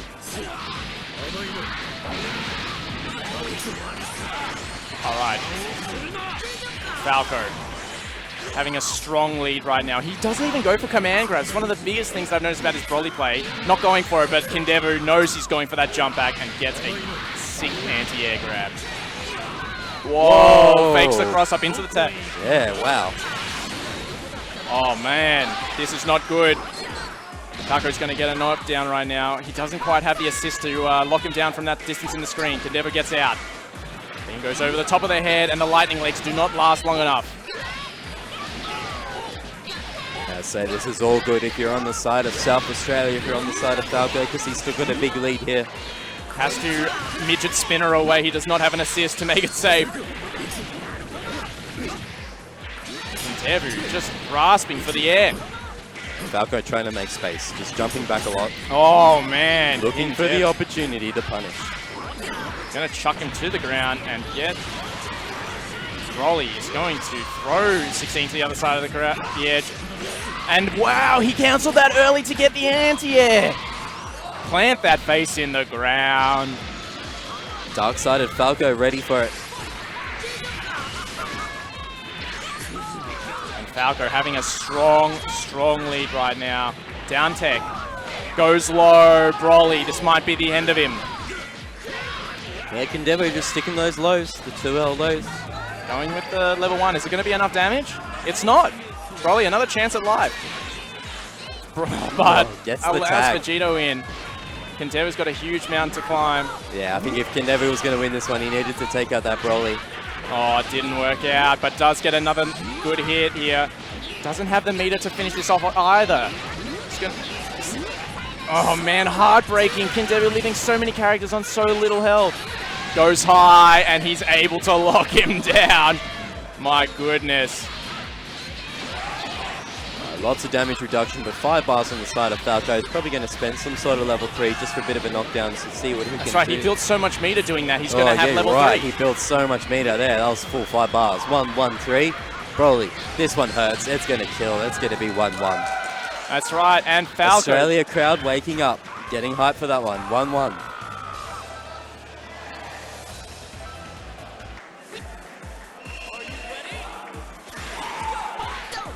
South Australia, Australia's hero Falco, the last Australian in the winner's side, has taken out Fenridi, who was then eliminated, and now he's looking to send Kindevu to the losers bracket as well. 1 game away.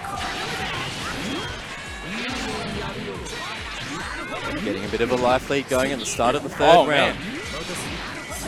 Going low, staggering his pressure. He's going to be able to reset his pressure with that Hell's Flash there. He does it again. Falco respecting all of it, and then he finally gets clipped low. Falco's going to take a lot of damage on the side of Vegeta for this. He's going to be put in a pretty bad situation in the corner here. Yeah, that is bad. And look, Vegito is already at like 10% health. That damage is so much, and now he's just stuck there without a chance. Sparking bait? No, he was looking for two. Man, he's going to use sparking right now. Do we have the sparking confirms to burn out Falco's sparking and also make the damage stick on the Vegito? Yeah, Kindevu, I like it though, with the reverse return sparking. He's going to pop level 1 sparking defense or pop it offense and try to blow up this Vegito with that level 1 sparking from Kindevu. That was so good to use that sparking to take out Vegito. Oh my god. The awareness, knowing the timing, like Falco's already hit his level 1 sparking. It's eventually going to run out. I'm going to hit mine. I'm going to kill this Vegito and put himself at such a big lead when we're 1-1, and this is to advance the top 8 winners side. At Saga 7, that was amazing. Kindevu.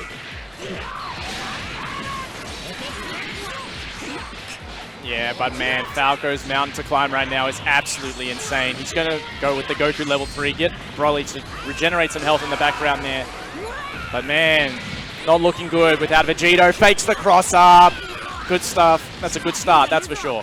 They're going to need one big opening guard to break. take out Bardock. That's huge. It's going to be enough. Or maybe one more. Yeah, and he'll finish him off, yeah. He wants to make sure. That would have been really close to Goku could finish. Doesn't matter. You press the button, you spend the meter, you get yourself a character down, because this is Dragon Ball Fight World Tour Saga 7. You do not play around, you kill a character if you can.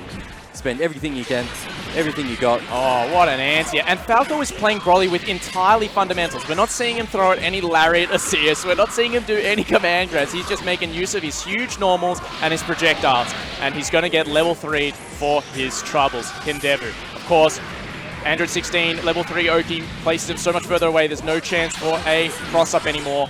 But look, Falco is going to regenerate all that health unless Kindevu can get a nice clean hit now, and he was looking for it with that EX air grab. And what an anti-air from Falco! He's going to be able to regenerate even more health, level 3, get Broly that health, and force Kindevu into a situation where he does not want to get mixed. Is he going to... Could fake the cross-up now. And oh, what an anti-air, what a read. He knew he was going to fake the cross-up, and he goes with the hardest of reads. And it's going to give an opportunity for maybe Gotenks to get back in there. I don't know if you guys can hear this from home, but we can hear the crowd through our headphones. Every time Falco lands a big hit, you can hear this entire building lighting up, getting hyped, getting excited for Dark Side. It's Falco. Australia come out fakes the cross-up himself. And now we still have Android 16 regenerating all that health in the background. But what a hit! No, he needed that bad, and he just super dashes straight into the midget spinner. Falco, not looking good. Goes for the overhead. Nice reflect from Kindevu. Exactly what he needed in order to make sure that Android 16 gets his health back. Ghost Oki time. Scramble here. Oh, an anti-air as well. And that's a clean anti-air. That's going to be enough to take out the Broly. And Goku is going to come in with 40% health. Falco risking going into the lower bracket. He's been showing so much promise. Can he make it back with this Goku? This Canon. I was talking up Kindevu, and you can see the proof in the pudding here, my friends. Heck. My goodness. Doesn't quite get it. He committed to the dive stomp, and he gets a clean hit. Going to be able to get this sliding knockdown close to the corner. Oh, but he was a bit too high. Tried to catch the up tech, and he goes with the command grab. He was reading the Dragon Rush. And that's too bad. Falco is going to go to the lower bracket. Congratulations to Kindevu. He will move on to winners top 8 tomorrow at 4 o'clock. Definitely congratulations to Kindevu. Played his heart out there, and you can see the respectful golf claps in the background from the crowd. They were kind of cheering for their boy Falco to win, but in the end, you've got to respect the play of Japan, of Kindevu, stepping up here and showing us how it's done. Falco still moving on in loot, well, not moving on, but dropping down the losers. Kindevu moving on in winners top 8. And I believe if we've got Super Noon stepping up here, you guys might be excited to see who his opponent stepping up here, if he is around and ready to go, because it should be Beast Coast's own Apology Man. Looks like he's packing up from doing some, he's chatting in Nakkiel. getting some strats. Because I believe this is NRG Super Noon versus BC Apology Man. That's right. Super Noon will be coming up against Apology Man for a space in top 8 tomorrow.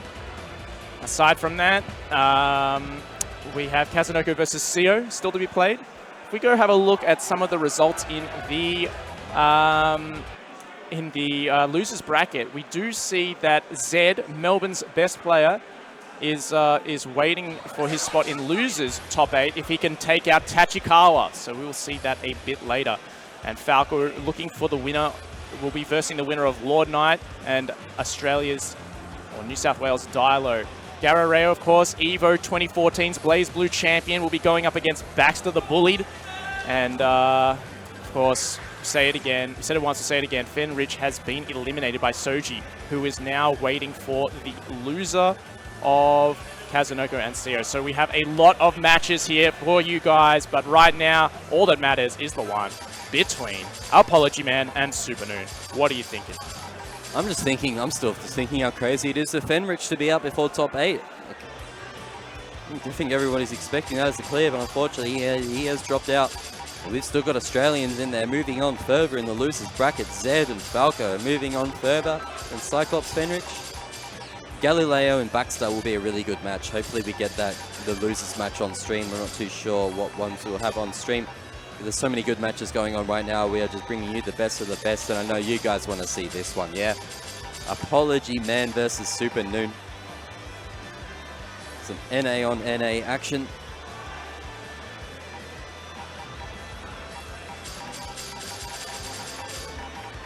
So Apology Man, Piccolo, all the way through. That's right, yeah. The Piccolo representative. I mean, I was following his Twitter a lot. He was really stressing about the patch coming up, worried that Piccolo might get nerfed, even though he didn't really consider him a top tier. But yeah, Piccolo got some buffs in there. Piccolo, TN, Super Saiyan, Goku. Classic team for Apology Man. Beast Coast. Apology Man all the way, a 15-hour flight from California, USA. Give him some love. He is going up against NRG's Super Noon, coming from LA, California, USA. Once again, guys, if you are just joining us, this is Dragon Ball FighterZ Saga 7, the final saga before the last chance qualifier. We are here with Kazunoko, who is looking to take his 4th ball. If that does happen, there will be 4 slots at the last chance qualifier. But until then, big shout-outs to Bandai Namco. Big shouts to Toei Animation. They are obviously the legends of anime and the people who bring us the world of Dragon Ball, many other anime that we love, and Twitch, our favorite live stream platform. And of course, you guys. I'm so happy to have you guys with us here. Obviously, we don't get much opportunity as Australians to represent ourselves to you guys, but we appreciate you being here. We appreciate your viewership, and can't wait to experience and watch and entertain you guys with some more Dragon Ball. Let's go. Super Noon scooping that Piccolo straight out of the air. Great awareness, gonna get a no knockdown, but just super dash it straight back in. This is gonna hurt really bad for Apology Man if Super Noon can keep this combo going, build up a little bit of meter, spend 1 bar, spend another bar, and just like that, Apology Man is scratching his head. It's such an Apology Man thing. I love this guy's mannerisms. I've been watching this guy on streams for a long time, ever since his Super Scroll days, and I can tell you, he's living up to exactly what I expect from him, just scratching his head in the middle of that match then. Oh, gee, looks like I just lost a character. Looks that like was I'm down half health on TN. God, Super Noon is going ham right now. I'm just settling in to start a big match, commentating big match between these two, but it is almost over. Apology Man popping the spark and trying to keep TN alive, but Super Noon's going to make him have to wait out his time to just watch himself get comboed more and more. Oh man, not looking good for him right now. Keeps inside. Nice timing from Apology Man. We've seen so many players attempt that today. Only Tachikawa has been able to pull it off, and now Apology Man. Whoa! He just woke up with Super Dash. That was insane. I can't believe the angle he came in at. Super Noon's got the Super Dash. He's living up to his name.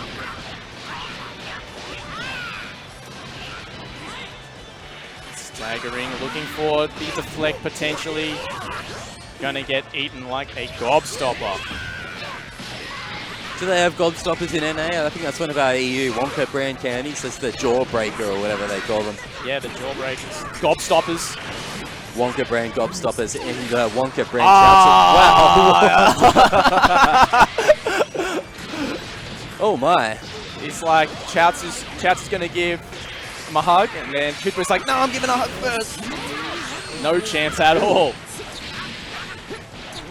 Bardock just claiming his turn there, going over the other side. Apology Man, not phased, going to try and keep it going with Goku, Super Saiyan. But oh man, he just ran straight into that. Apology Man going to be trying to make this work with the Goku.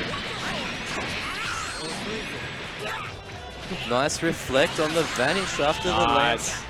That cross-up attempt will just go same side with the Kamehameha. Going to go into the level 3. Goku, again, has so much threat with the jump over. He can definitely make you flinch up. Go with the Kamehameha. Just going to wake up with the bionic arm. And now activating Sparking just to make sure, make the combo a lot easier. Whatever. I mean, level 3 in the neutrals, all fun and games. This man's just waking up with a level 1 right in your face. No faith on what Apology Man was putting down there. And that is a very quick round to Super Noon. NRG. And these guys straight into the next match. Apology Man's Piccolo got kind of washed last round, so let's see if he can make it count this time. Yeah, I feel like a trademark character for Apology Man. I know all you Hook Gang God fans are in there looking for the Green Man, looking for the Piccolo action, looking for the a-hole loops, but I don't know if we're going to see them here. The only loops we're getting are the Cell loops from Enna. Super Noon. Blocking. And of course, if Apology Man can get his Hell Zone loop started, especially in the corner, he's going to be destroying Super Noon, but he's got to get there first. Piccolo given a chance to do some work, gets reflected. Struggling to make it work right now, gets a deflect, but again, in the corner against the Kid Buu assist. Guard cancel is going to get blown up. Oh no, did not work out, and now Apology Man getting 2 opportunities to blow up Super Noon for his dropped combos. Apology Man dropped a big opening there, coming down with those 2 L's from Goku. Gets the back tag. God, is he going to earn the next 2 openings to take out Super Noon Cell? This is looking a bit more like what I expected. I feel like the first match, Apology Man wasn't even ready. Now he's ready. Now he's woken up. Dealing with the time difference. Gets the tech in. Nice anti-air from Apology Man. This is more like it. And Piccolo is going to come in with some sort of meter right now. A level 3 knockdown and the Hell Zone's coming in. Deflecting through all of them and then get grabbed at the end of it. Apology Man recognizing where Super Noon's focus was. Going to bring him down to the corner. Let Super Noon know. Even down here in Australia, warm milk and Wheat Bix is still warm Wheat Bix, son. Even we don't do that down here. We don't know what is going on with this man right now. Brutal. He's got so much meter right now. Could be down to Piccolo though. Super Noon evening things up a bit in this second match. Yeah, and with Apology Man's Piccolo out of the picture again, definitely looking much less threatening. Oh man, what a response. We saw that Apology Man is able to react to the deflect with a Dragon Rush, but Super Noon just bionic arms his way straight out of that, not having any of that. And what a challenge. Whoa, Apology Man getting a bit emotional there. He was spinning his stick around after he got I think mashed Apology out Man there. did give Super Noon a bit of an opening there because Super Noon just held his ground and just hit that 5LL like any Bardock's going to do. Like even I would have done that there. I think he gave him too much of an opening. Did not quite get the block stun mix-ups going as he wanted to, but right now Apology Man is going to get an opening. He is going to spend the level 3. We're at the sparking time.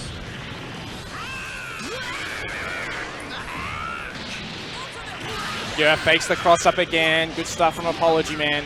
He's going to be able to take out this sparking timer. And now, what an escape. Oh, but whiff punishes the backdash from Super Noon. The rush kicks. Not happening. Kid Buu, level 3, down in the corner. Oh, what an anti-air. He massive. What a good read. Just an insane read. That was crazy. Yeah, Super Noon tried to get the double IAD out, I guess. IAD overhead, tries it again. Apology Man ready for it. Apology Man. As soon as he jumped that second time, bam, straight in there. We got 6 Dragon Balls on the board that I don't think Super Noon's going to be given a chance to. That's right, and of course, Apology Man still sitting on Chaozu, so any sort of confirmation here is going to be death. Any sort of hit. Okay. Oh, but if he staggers it just out of range, damn. Getting Super Noon, getting Apology Man a bit flustered there. Level 3 in the corner. The milk is boiling right now, my friends. It is bubbling. It is pouring over. Oh, man. And he was a bit too high there. He's going to bring in this, and then he's going to bait it, and he's going to get the right punish. Apology Man, signs of life. Not letting it happen for the 3rd time there. Apology Man, expecting it, reacting to the Bardock. Level 1 from Super Noon. Going to tie it up 1-1.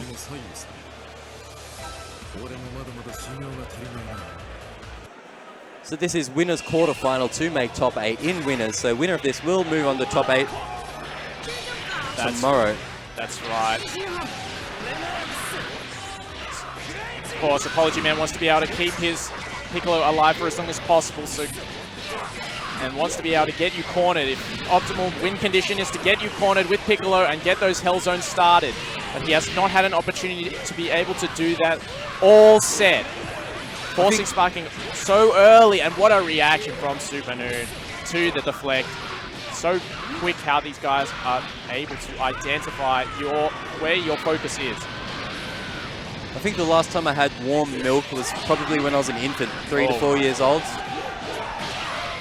It'll be the last time I've had warm milk, and the next time will be today, tonight, right here, Coburg North, Saga 7. Look, he's got to convince me if I'm going to turn on those tactics. So right now, Super Noon. Yeah, I heard that like if he runs out of milk, he actually just has like warm water instead. I think that's how it works. Dearie me, that's true ghetto cereal.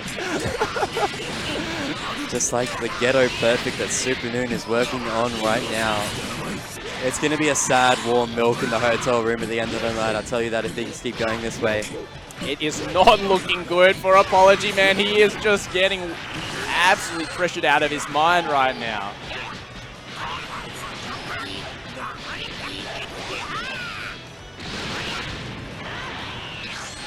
Goku, level 3.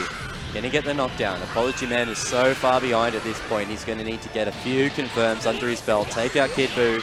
Wow, that's nice the answer. type. Yeah, that's what we're talking about. Yeah, Apology Man, he's gonna be able to take out with this 2 level 1s and bringing a very, very unhealthy Tien onto point, who is basically 1 touch away from getting owned.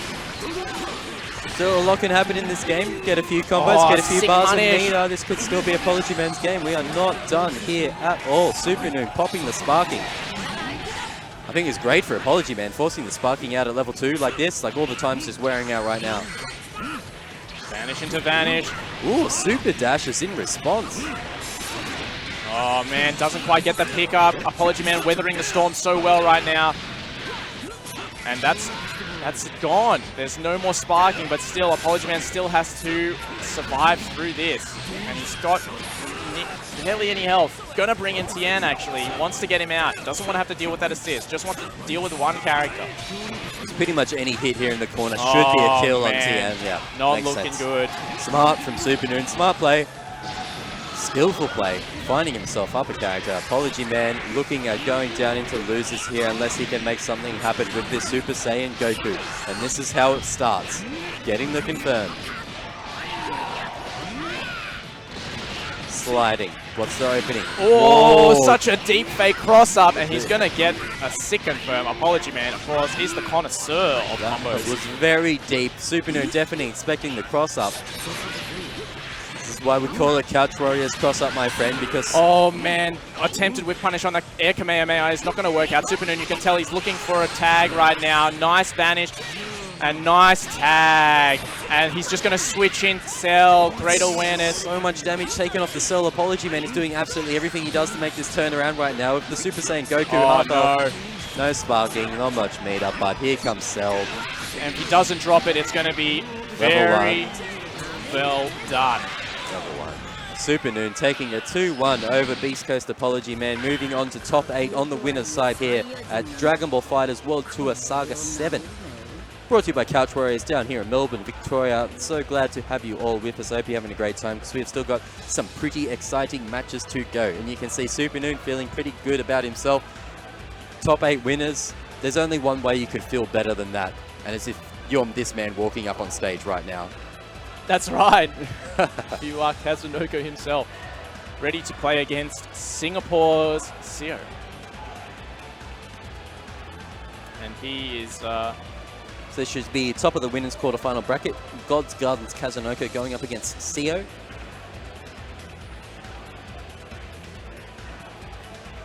That's right. And these guys looking to secure a spot in winners top 8. Kazunoko, of course, the favorite right now to take the whole thing to get 4 Dragon Balls.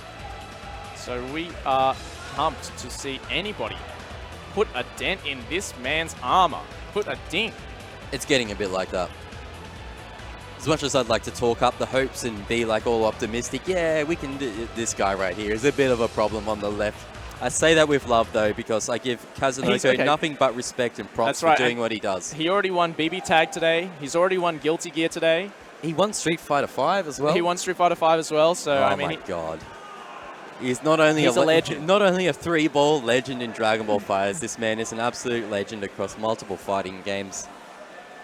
That's right. He is absolutely demolishing us. He's come to destroy all the hopes and dreams of all Australians. Look, people can say what they want about this man, flying all the way down to Australia just to rip the 4th ball out of another player's hands, rip it out of one of his teammates, just take it straight out of his hands and go, no, it's my 4th ball, I'm going to take it home. But I give the man the utmost respect. I say go for it, win everything you can, bring it to us. Down here in Australia, we want the competition, we relish the competition, and we want all the best players to come down so we can take them on. But right now, we will be seeing CEO. I think you mentioned he's Singapore? Yes, this is. You can see he's rocking the Southeast Asia Major top right there. He is his representative for his nation, and he is ready to put that dent in Kazunoko's armor. We hope.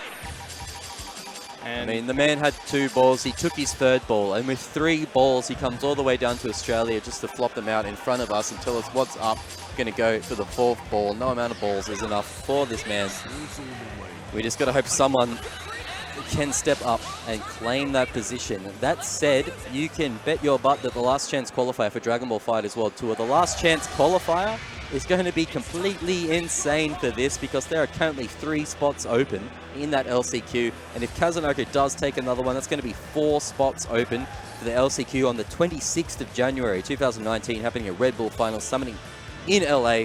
So that is definitely going to be a spectacle. It already is going to be one. And God, like, if you can say anything about one man winning 4 entries himself, at least that last chance qualifier is going to be tasty. But before then, we're going to have some button checks for Dragon Ball FighterZ. We're going to make sure our buttons are working right. That's right. And I mean, it says at the top, it says top 32, but we are in the top 16. We are well into top 16 right now. This is a match for the winners top 8. And then we'll be dropping after this into the losers bracket to see we've just obviously played a whole bunch of top 16 matches, and we'll be dropping to see if these guys can make it happen in the losers bracket. So far, our top 8 for tomorrow is looking like NRG, Super Noon, Kindevu, and PG Nakkiel are all sitting in the upper bracket for top 8 tomorrow. Have confirmed their presence. Lower bracket doing a lot of work right now with players like Galileo, Apology Man, Baxter, Suji, Tachikawa, Zed, Falco, Dilo, all in lower bracket, battling it out as we speak. We will get those matches up next. But right now, God's Garden's own Kazunoko, absolute legend. That's right, and we do have Tachikawa versus Zed off stream right now. And right now, on stream, Kazunoko and Seo. And another Gotenks mirror, point Gotenks mirror. We have seen a bunch today.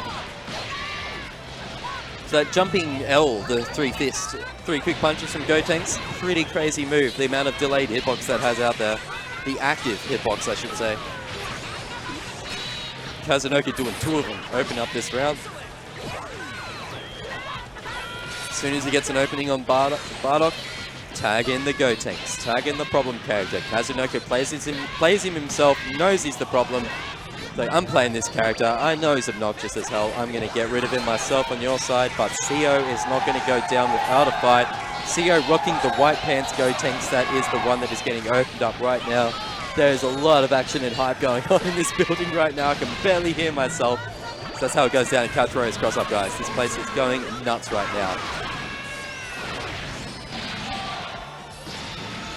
Kazunoko is here to make this quick. I mean, we saw what he did to Fenrid at the 6th Saga. He blew him up 6-1 in those grand finals. So Kazunoko is a monster. He is not going to let you play if he has the option. Kazunoko breezed straight through that Saga 6, making it look like no worries, and it is looking pretty similar in this match. He faked the overhead. He made it whiff. He did it so deep with such good timing. It whiffed, and he went straight low. Absolutely insane. Deary me. Whoa, Kazunoko making this one quick right now. Having an absolute field day with this man.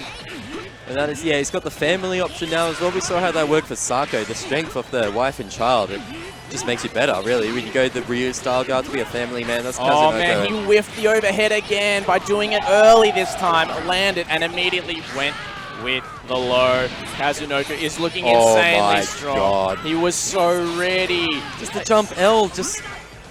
Man, giving him a chance. And he just DPs. It's so Kazunoko. Oh my goodness. That was so quick.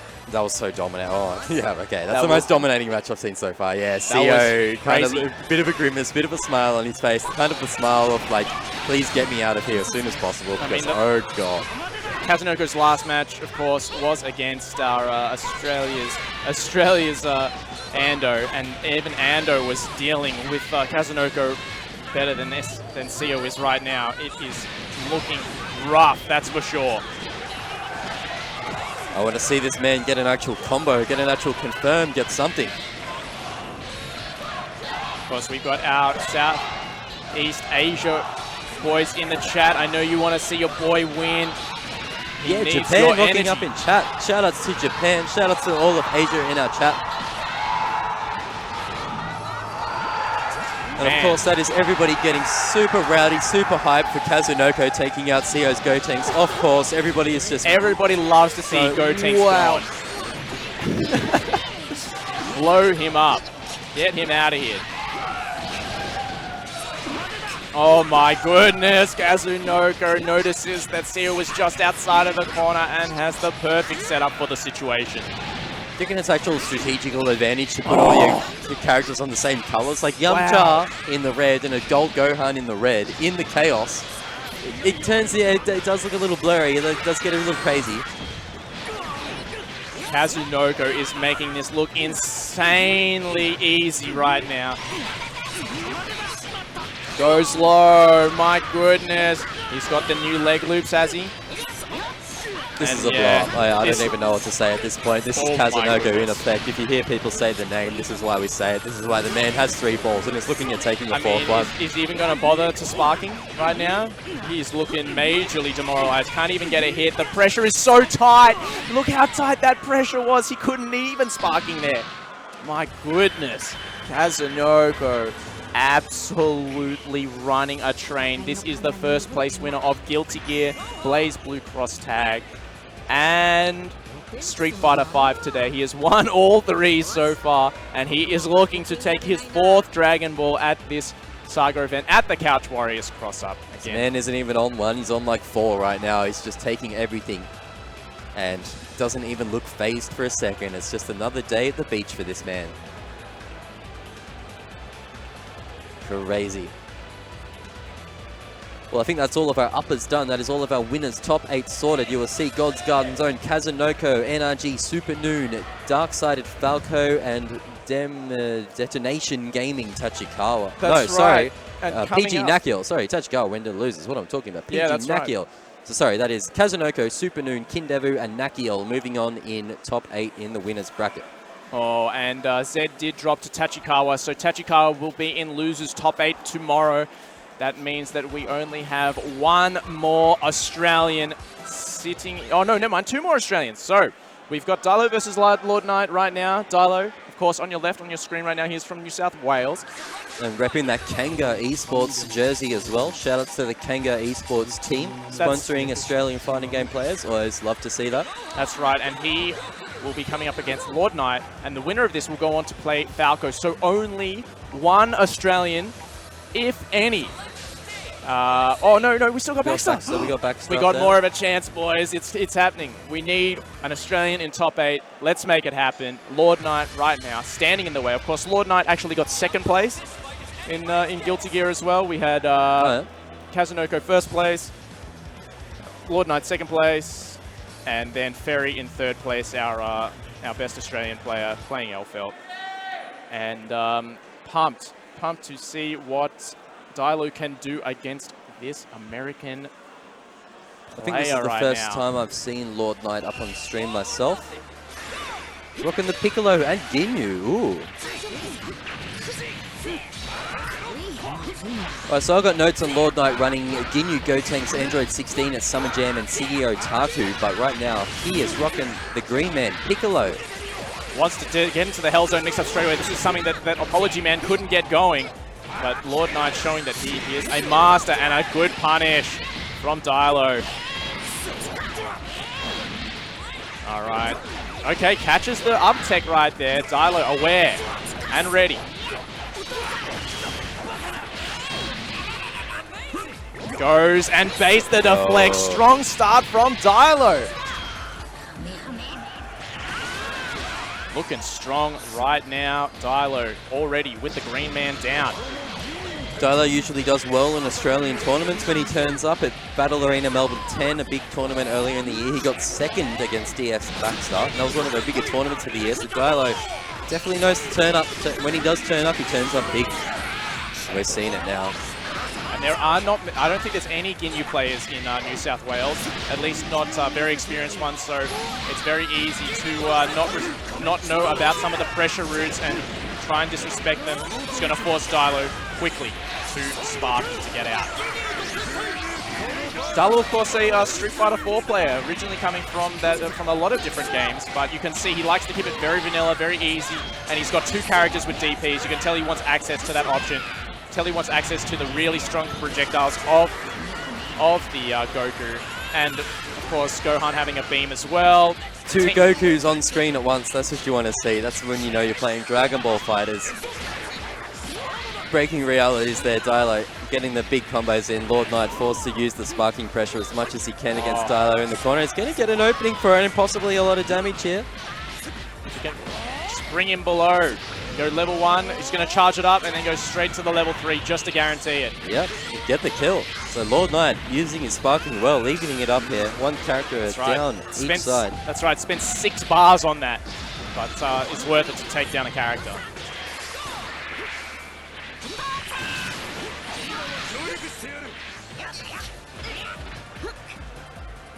Oh, looking for the DP, the stare down right now. That was definitely an anime moment. Father and son looking at each other like, do you really want to do this? Must we fight? Must we battle? Using the long range kicks to blow up the deflect at the long range, and Dilo's going to be rewarded with the corner right now. Both of them kind of double jumping in his face there. There's a lot of mirror animations going on here against father and son, but then comes in the big man, Ginyu. This would definitely be canon if he could get a body switch off here, but I don't see it happening too soon. Yeah, just bring in the force, protect the skies, cover your options, but it doesn't matter because he got the opening anyway.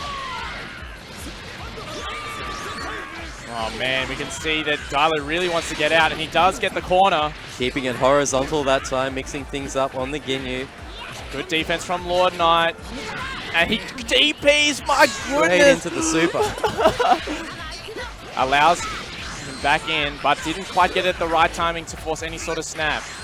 Slides in, vanish onto vanish. Dilo still controlling the neutral right now, but a great challenge in the air from Lord Knight will bring him down.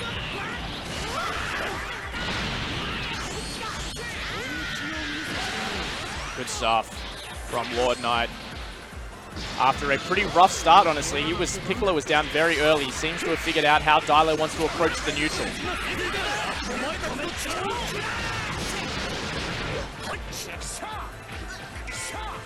Staggering his pressure right now. Coming in with his Ginyu assist. One moment of stagger is kind of been autopiloting the pressure from there. Yeah, the overheads will hit. They're not going to get a lot of damage. He goes low. Yeah. Oh, man. And Lord Knight goes high twice. What's your magic number? You know, that's such a crucial concept in a lot of fighting games is, what is your magic number? How many times do I have to hit you with the same thing at the same timing before you adapt? And Lord Knight making the correct read there, seeing that he was only to hit him with 2 overheads, guess that his magic number was 2. Goes for the low at the same timing. It's weird with overheads in this game, the natural forward M overheads, depending on what characters assist or whatever backup they have. Wow, Dilo controlling this corner so well with Adult Gohan. Of course, we saw Adult Gohan was gone almost immediately at the beginning of last round. So being able to have Gohan, maybe Lord Knight's going to identify it as a threat. And of course, he gets the happy birthday, but Goku falls out. He was hoping to get both characters with this, but the Goku was behind him. Unfortunate there. So while we pop the sparking on the side of Lord Knight, trying to maximize this bit of a happy birthday combo. The sparking is gone. Damn, this guy knows his combos, that's for sure. And he is going to optimize it and take out that Team Gohan straight away. And bring in the Piccolo with 3 bars a meter to do some Hellzone. That is an adult Gohan done. He's got a few hairs on his chin, he's got a few hairs on his chest, but they have all been obliterated by Captain Ginyu. He couldn't finish off the father, he finishes off the son, but that's okay. Goku's got 2 sons. Nice stuff from Dilo, and he's going to be able to even this up straight away. Of course, he doesn't have Adult Gohan. That was so promising for him last time. Teen Gohan has been nerfed. The 3rd hit of the auto combo does not allow him to get a really easy high-low anymore, so he struggles in the corner where he used to excel. And now bringing in the level 3 with Ginyu, gonna give him enough time to set up some minions.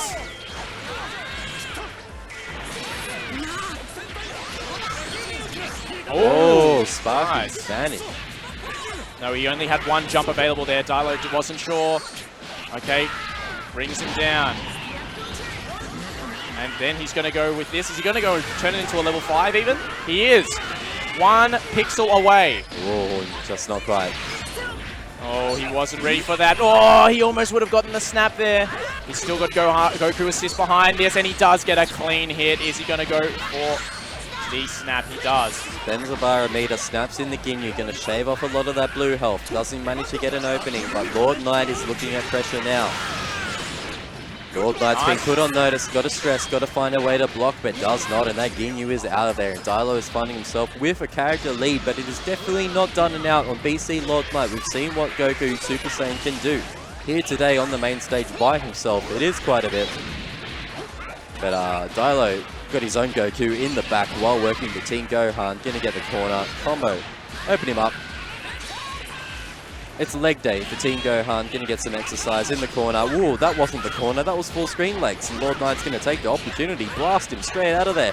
What are you doing all the way over there, son? That's not how you fight. Now we'll just show you how it's done. With the whiffs on the air, but if only he had an actual 2L low, but that's okay. Vanish onto Vanish, so important to maintain that corner positioning. Dilo can't find a way out. Lord Knight, nice tech from Dilo though, crucial. Can't give him the momentum. Oh, only the last hit of Kamehameha hit. It wasn't enough to get the Vanish. Lord Knight on the orange Goku getting an opening here and gets the M in the air. It's going to get a lot of damage with 6 bars. I'm not sure if he can kill, probably not. Maybe if he can do a full, no. He's going to level 3 here. Okay.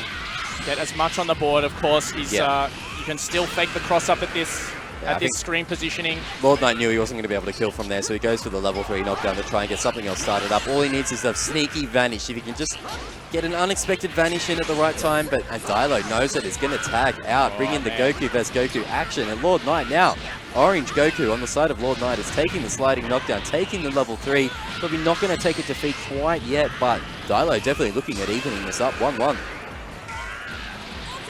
That's right, he was looking to fake out the cross up there, or maybe bait the 2H. And now Dilo looking like, as I say that, of course, He's going to want to bring in Team Gohan straight away and just deal with this guy. Surely this is done. I'm happy to Fakes the commentator cross curse up. this one. I'm fully commentator cursing this one because Dilo, come on, you've got to pull this one out. So much health on the side of Goku. Just need a bar or two just to get the vanish or something in at the right time. Can Lord Knight make this comeback against Australia's Dilo? It's a Goku on Goku. This will be an amazing comeback if Lord Knight does take this all the There's way. only one vanish away. I mean, Dilo can just sit back and vanish on anything that he tries to do. But he doesn't have the meter anymore. Oh, the block from...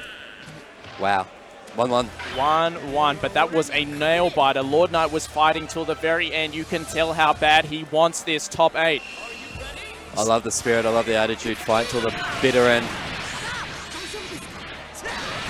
And now any life lead each player can get from the start is going to make a big difference here, and that is Lord Knight is going to take the advantage, using a bar of meter for the knockdown, keeping the pressure going, runs out of assist, so Dilo takes the opportunity to tag. And we are in full scramble status. This is looking like a match that is 1-1 even, and both players are desperate to get whatever damage and whatever advantage they can on the board. I mean, it looked like... There it is. I was going to say, it looked like a scramble, but Lord Knight was actually full. 3 green bars then until Dilo gets an opening. Bit of damage on the board, but whoa. So long range. I think Lord Knight's recomposed himself a little bit. I think after taking that loss, just took 2 seconds to think and be like, okay, I need to turn this on. I need to play properly. Australia, not free. As we can see right here. Oh, Ooh. tried to get the back tech there or the up tech. Lord Knight not biting. Dilo happy to sit around this corner for a little bit. Doesn't quite find what he's looking for. And Lord Knight will bring back in the adult Gohan, deal with it as soon as possible. Unfortunately, doesn't bring down properly, but recognizes the staggered pressure attempt from Dilo. Lord Knight with an amazing challenge. A little bit loose from both players there, kind of missing their opportunities. Dilo just caught crouching in the corner with adult. Oh no, that's going to be a dead adult Gohan with Lord Knight. So much health in each character. That's a huge difference to take at the start of this round for Beast Coast Lord Knight. Alright, Super Dash, Team Gohan, not banned in Australia. Getting a bit of distance in, getting corner pressure, leg day, not going to work out. Lord Knight's out of there. Oh, they're both, wow. They're just... scrambling right now. They're taking turns like, I want to be in the corner. No, I want to be in the corner. Just both putting themselves in there. They've decided neither of them want to be in the corner, and we've reset it to neutral mid-screen. Of course, Dilo down the adult Gohan to such a deficit at this point in the tournament. This is in losers, top 32, 1-1. So this is a best of 3, first to 2. The loser of this is gone there, out of here. They are spectating tomorrow. And Lord Knight has flown all the way here on the back of Beast Coast. He wants to make that top 8. You can see Lord Knight was baiting the DP so often. Dilo finding the perfect timing. Goes high, and Dilo gets his dome cracked right open. He's going to charge it up 3 times, get the hard knockdown, and bring in some assistance right now. Dilo repels it very well. But still, such a mountain to climb. He can't make it work. We've seen consistently, everyone's getting so much better at playing it lane while someone else has sparking. Punishing any sort of chase attempts. Especially when Lord Knight has the character advantage, has the sparking advantage. He definitely just wants this to wear out. Might try and tag Ginyu out if he gets an opportunity, but Dilo's not going to give him the opportunity. He's going to go straight in. He is, and is he going to have enough? I mean, just one should do it. If most, 1-1, but yeah. Dilo with an excellent conversion right there is going to even up the characters. And of course, 1 game apiece doesn't get the only discrepancy being this sparking right here. Yeah, Lord Knight maybe being too passive on his advantage, or maybe Dilo just being so good with that sparking, ready to even it up, and now taking Lord Knight's Piccolo to the ground, to the corner. Gives him a bit of breathing room. Sparking activated, and just the 5H right in the gut. Does use the Piccolo's meter to get him out. Oh, you can punish that so late. I feel like the Super Dash was 10 seconds ago, but Dilo just rips the 2H. Wow. And in the air as well. In the air. Absolutely crazy. And now Dilo's just completely taken over this. This was Lord Knight's lead the whole way, and now he's making it his game. Like, yeah, it is crucial though. Lord Knight has shown he can do serious work with Goku, and that's why he's bringing him out right now. Yep. So important. Gonna play behind that Piccolo assist, but the DP, get out of my face. Don't even think about walking up to me. Nice challenge in the air from Lord Knight though. These guys are playing some seriously finicky neutral right now. Goes high twice, double overhead. Oh, it's a blue combo! Sandwiched in between the green man and the yellow man, and it is going to hurt so much that Team Gohan could get out of here. I'm sorry, son, but this must happen. Bringing Piccolo in just because he wants Piccolo in to regen the blue health from Goku. Smart. That's right. DHC. Dilo, of course. Goku is a strong character of his, but doesn't seem to be as strong as his other characters. I feel like Dilo's just vanishing and super dashing just to deal with that crazy ball from Piccolo. The big glowing ball, it moves so slow. Slow projectiles, one of the best projectiles in fighting games, especially a game like this when he can cause so many shenanigans on your opponent. It's definitely stressing out Dilo's Goku. Man, and of course Dilo, this is his last chance. How bad does he want it? How bad does he want it? He goes for the grab, but it's amazing jump back from Lord Knight is going to be able to take him down in the corner. Level 1 into level 1, and that is going to be it. Lord Knight will progress to his match against Falco, and his match against Falco will determine whether or not he will get into top 8 or if he will be eliminated from the tournament. You are right, my friend. Winner of that just moves on to face Falco. Not even top 8 yet. I apologize if I may have said that was for top 8 because that was just to face Falco, the Fenriti BT himself. Yeah, and of course now we have, what is this? Ponios Galileo. Is he sponsored by Ponios? Yeah, he is Ponios Galileo. And he should be stepping up unless... Oh no, we're still in losers round 3 because we're going to... Oh, this is going to be a good game, guys. That's if you've been following the Australian scene at all, this is one of our best from Queensland, from Brisbane, Queensland, Australia.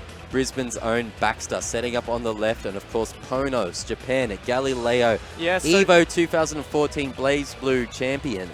Yeah, so we're really confused here because his tag, he's signed up as Galileo, but it's Galileo, so now I think in just so many different situations, he signs up as Gary with the R's, but also writes with the L's in different situations. I'm not too sure how to say it specifically.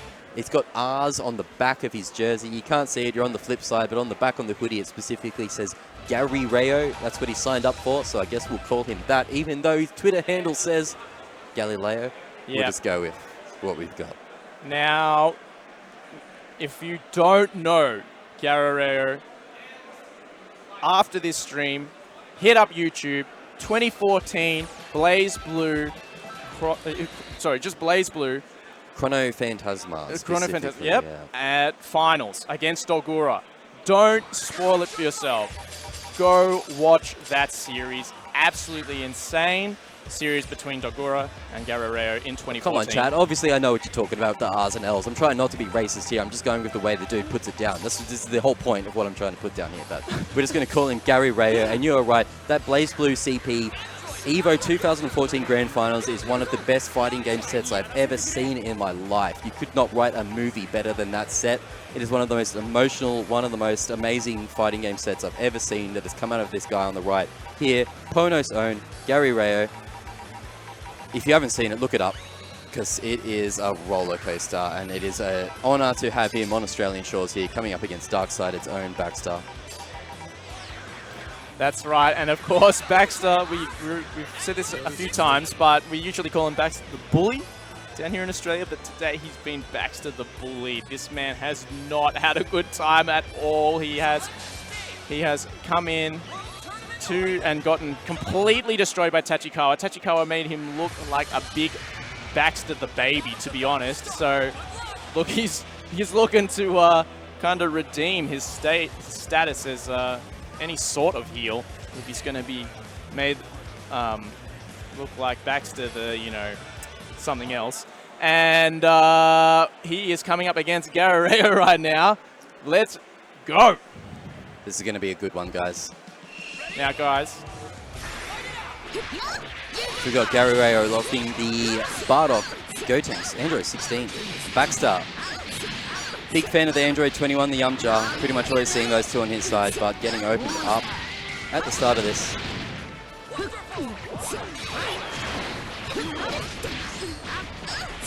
Oh dearie, this is not how we want to see it start up on the side of Australia. DS Baxter in the corner, getting completely opened up, rocking the green Android 21. Oh, not a good drop, not a good completion there. But Gets the guard cancel though. Try and reset this one. Try and start the round the way you want it. Whoa.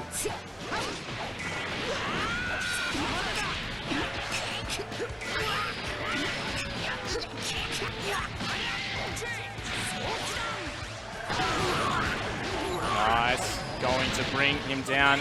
A nice delay tech from Galileo. Make sure that he can avoid it. Jail him down to the ground and then overhead.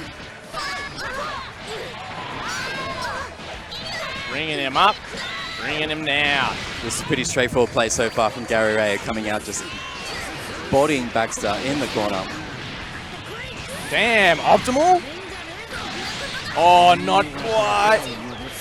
Baxter giving a chance on the Android 21 is going to get there. Tag out, bring Goku in. So much pressure still coming out. Great blocks from Baxter right now. He's going to save his Android 21 for now. But still is yet to lead a clean hit. There we go. We got a vanish confirmed. Let's see what he can do with this.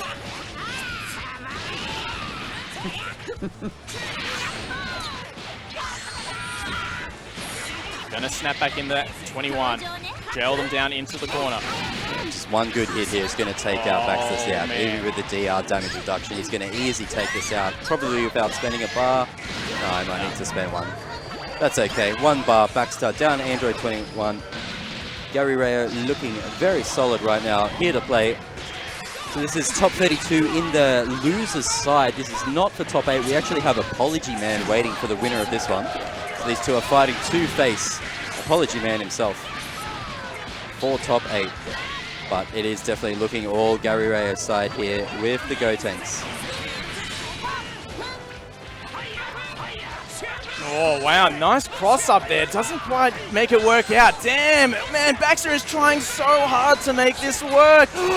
He based the 2H, but even then, he could not get a confirm. That is absolutely heartbreaking. Galileo showing that he is a master of defense and just gonna dunk him.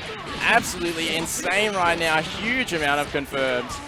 This is very dominating right now. This is, yeah, Baxter scratching his head, looking a little concerned. Probably thinking about the next match. This is one of those situations where do you give it your all? Do you try every trick you've got to try and somehow to come back here? Or do you kind of just give up and wait for the next round? Because it is looking rough for Baxter. That's right. Gonna get that level 3 in the corner. Huge amount of pressure right now. Taking a step back just in case of level 3. Challenge from Baxter. It's not going to work out, and Galileo is just putting immense amounts of pressure. Not giving Baxter a single chance at all. Nice. That is going to be it. Easy round, easy game. Gary Rayo going up 1-0 against Darksided's Baxter. Very convincing. That's right. And coming into this next match, Baxter has got to do some work. He was suffering there. Baxter has gone back to character select. He does have a few characters under his belt, doesn't he? He definitely plays the Android 21, he plays the Yamcha, he plays the Adult Gohan.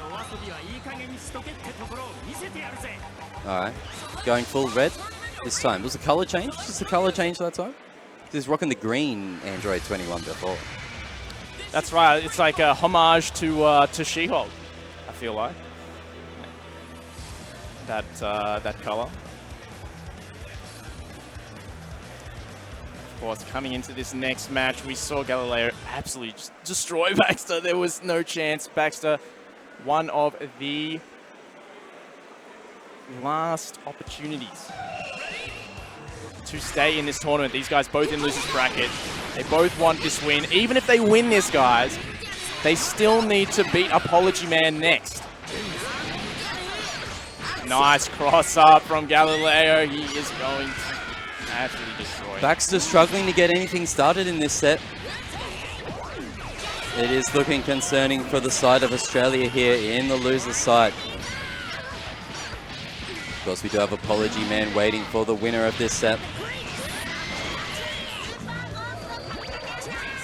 Nice. He's going to be able to get the dunk. No, he's not. Doesn't quite have the right timing. The hit stun scaling can be really, really difficult. Makes it difficult to navigate. Nice. Level 3. And of course, getting that 21 out is the crucial part. And now we know that a lot of Japanese players like to go for early sparkings. Is Galileo going to be the same here? Oh, still looking for it. Goes high. Gets opened up again. Baxter needs to come up with something in a hurry here. You can see he's kind of reeling up a little bit back in his chair and getting opened up again. I think that is going to be the end of his Android 21 in the second round as well.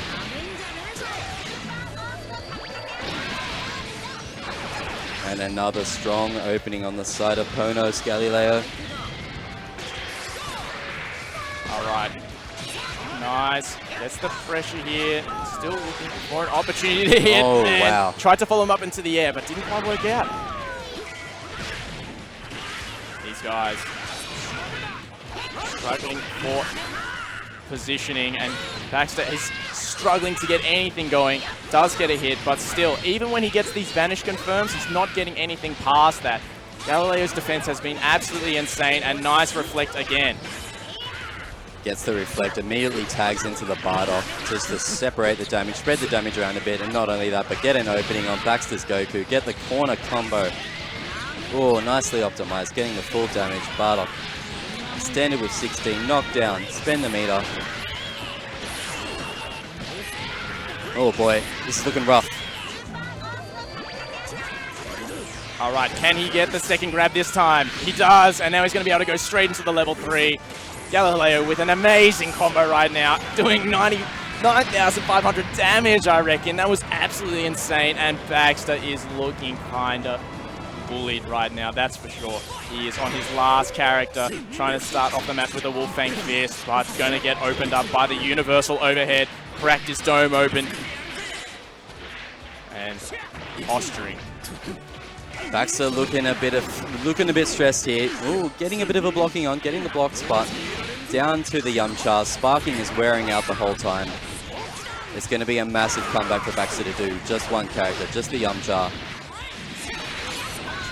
Wow, what a deflect from Galileo. Absolutely insane. He cannot get anything started. Galileo's defense, his responses to pressure, and of course his offense is just going absolutely insane right now, and it is impossible for Baxter to get anything started. Deflected again. Baxter cannot find anything to work. Guard cancel. Amazing defense right now. And gonna get the cross up. Baxter. Finally, signs of life. Can he make it work in the corner? I think it's a bit too late for Baxter to be showing signs of life when he's been flatlining for the past 5 minutes, but we'll see what he can surmount with the Yamcha in the corner. Yes, he was looking for the tick sparking bait. It did not work out, and Galileo was all over that read. And is going to bring 2 bars Baxter to the ground. Chuck the spear at him. Galileo 2-0, pretty, making it look easy. Over Darkside, it's Baxter. He has made it look easy, and that means we're going to have Galileo stay on stage. He's maybe giving him a bit of a break, because it looks like Lord Knight is stepping up to go up against Falco, I believe, in a losers round 4. That's for right, top 8. yeah, we will have Falco and Lord Knight. No, he won't be staying on stage. Galileo will be playing Apology Man after this. So, guys, this will be our second to last match for the night.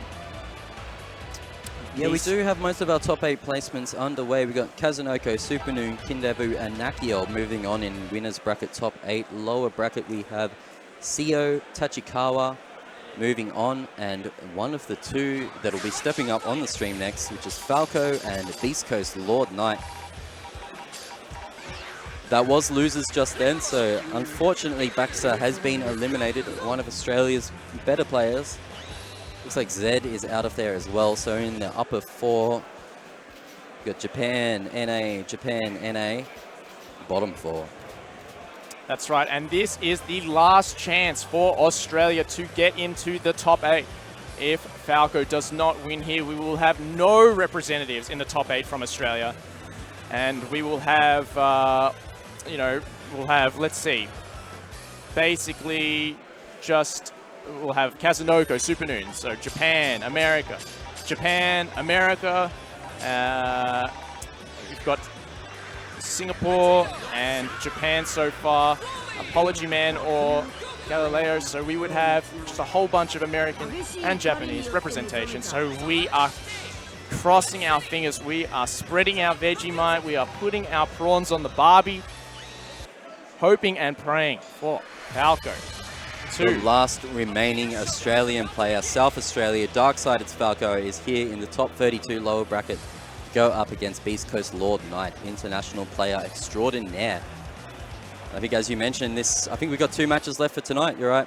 So it'll be this one and Apology Man and Galileo coming up after this. So strap yourself in, guys. 2 matches to go until we've got our top 8 settled for Saga 6 Dragon Ball FighterZ World Tour here in Melbourne, Victoria, Australia. That's right. Of course, we've talked about Falco already. He is the South Australian best player. He has shown some absolutely stellar defense. This whole crawl up to the top 12.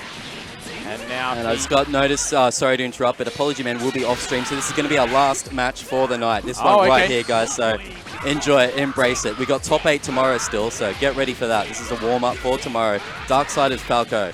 Australian spirits living on the stream, heading into top 8.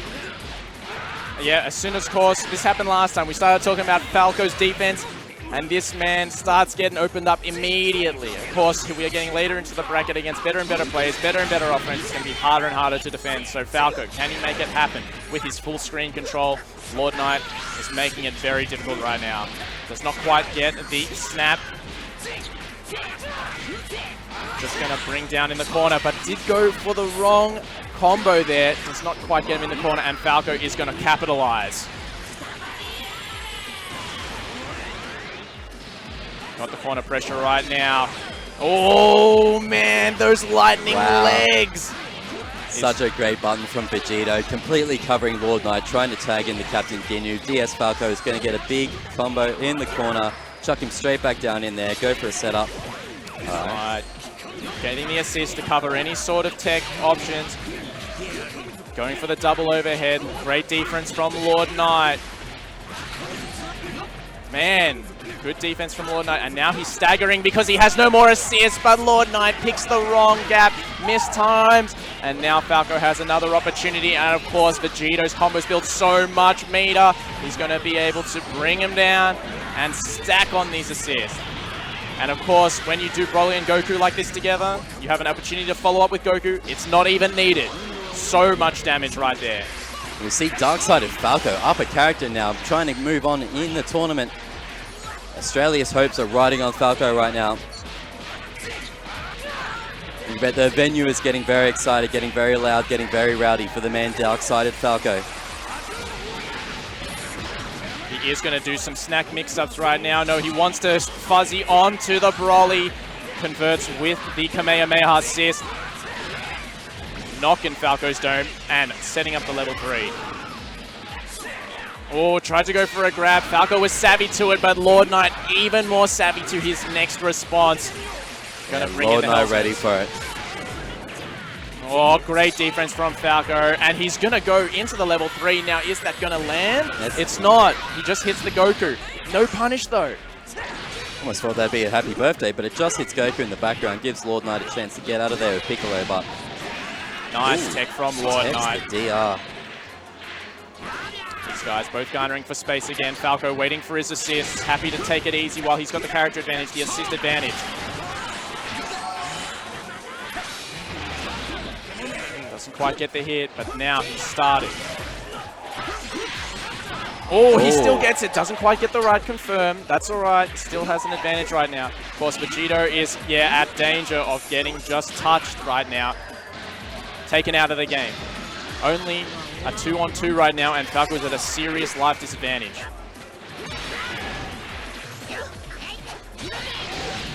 Goku on Goku action. Oh! He was Falco rocking the green Goku's going to get the confirm after that clash. Gets a sliding knockdown. Where are we going to go with it? Broly assist comes out and catches him with the 2H. Going to get a whole lot of damage off this one. What an anti-air. And of course, we've got Lord Knight on 7 bars of meter. Falco not willing to go for the kill there with only 2 bars. Giving Lord Knight one more chance with this Goku. Rogue overhead hits if he can just get some sort of vanish or anything to finish He's going to look for the sparking. This gets the trade in and he's tagged in. But look, Lord Knight's going to be thinking about a tag or a sparking sometime soon. And his jab just gets blown up by the Broly's projectile. I think we're all expecting a tag or sparking from Lord Knight there, but that's I guess why he didn't want to do the most obvious thing. Oh man, and Lord Knight is going to blow through that straight away, and at 1 health, tries to go for the grab attempt. Nice blocks, and he gets the grab this time. That wasn't even a real combo. Really? Oh, dearie. Regardless, both players are down to 1 character apiece with sparking in the tank. Almost even stakes here. Lord Knight is going to get the first hit confirmed with Piccolo. If he can come up with something to stop Falco from activating the sparking. I don't know if he's got the pressure though to stop it. Falco, there it is, sparking coming out. Going to keep Goku alive for now with a lot of meter, but Lord Knight is still going. That's right, and Lord Knight going to bring Falco to the ground. Not quite enough damage, didn't go with the level 3, thought he had a chance. Was he giving Falco too much of a chance? Oh, and the down tech into the buttons will take it. And Falco, 1 round away from being eliminated. It was a very close game though, didn't look too decisive either way. Falco recomposing himself to come back in, but Beast Coast Lord Knight definitely showing up right now, wants to make that top 8 placement, made the plane trip all the way over here to Australia, wants to put in work with the green man that is Piccolo.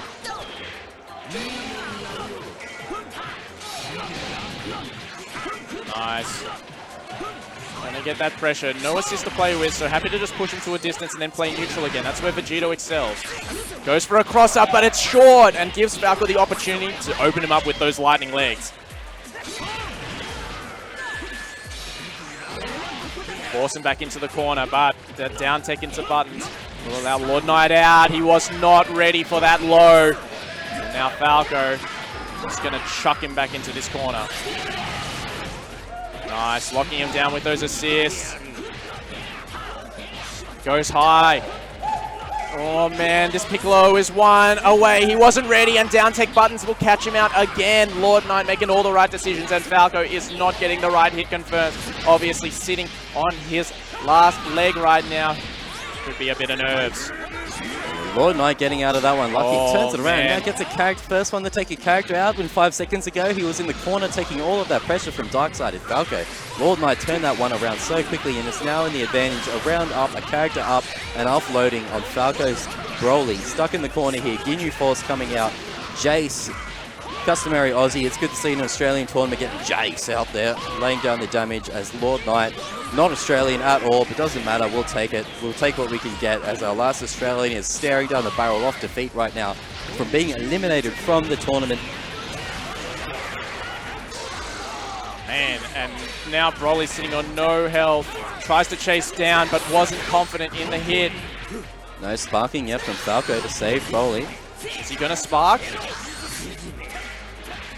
Just playing it honest. Doesn't want to do the obvious. Guys, taking it slow. Of course, we don't see Falco go for good vanish onto vanish. Falco not hesitating at all, even with Broly, with the amount of life he has. The first grab that he's been for all tournament, and he still gets blown up. Blown up for it. Deary me. Didn't spark, no nothing. Now he has to make this entire comeback with Goku. This man, the man who beat Fenrich, now looking to take out Lord Knight, but Lord Knight is not going to have any of it. It is looking 100% Beast Coast Lord Knight to move on in this tournament right now. Staggering that pressure. And now Falco, he's got 6 meters. Doesn't matter. It's not finding any hits. 7 meter, still nothing. Lord Knight happy to play it patient around his assist. Let Falco hang himself. Play lane. Dash to the other side of the screen. Play around that purple Typhoon. Make it difficult and gets that hit. Even just little amounts is so important, and a great anti-air from Lord Knight, getting Falco flustered. Knows Falco has to make that comeback, is going to hit him with that 3-meter, then into the Goku Kamehameha, just the Piccolo to make sure, and that is with it. Australia's last hope of being in top 8. An excellent showing from Falco there, making huge waves in this tournament, and big shout-outs to Beast Coast, Lord Knight, flying all the way down to Australia to show us how it's done, and moving on in top 8 losers bracket. Excellent work by him. Excellent work by NA in general. Coming out here, showing up, Saga 7. That's right. So congrats to Falco for doing so well, but also congratulations to all these players that have traveled and made top 8. You know, it's amazing. Thanks for coming out.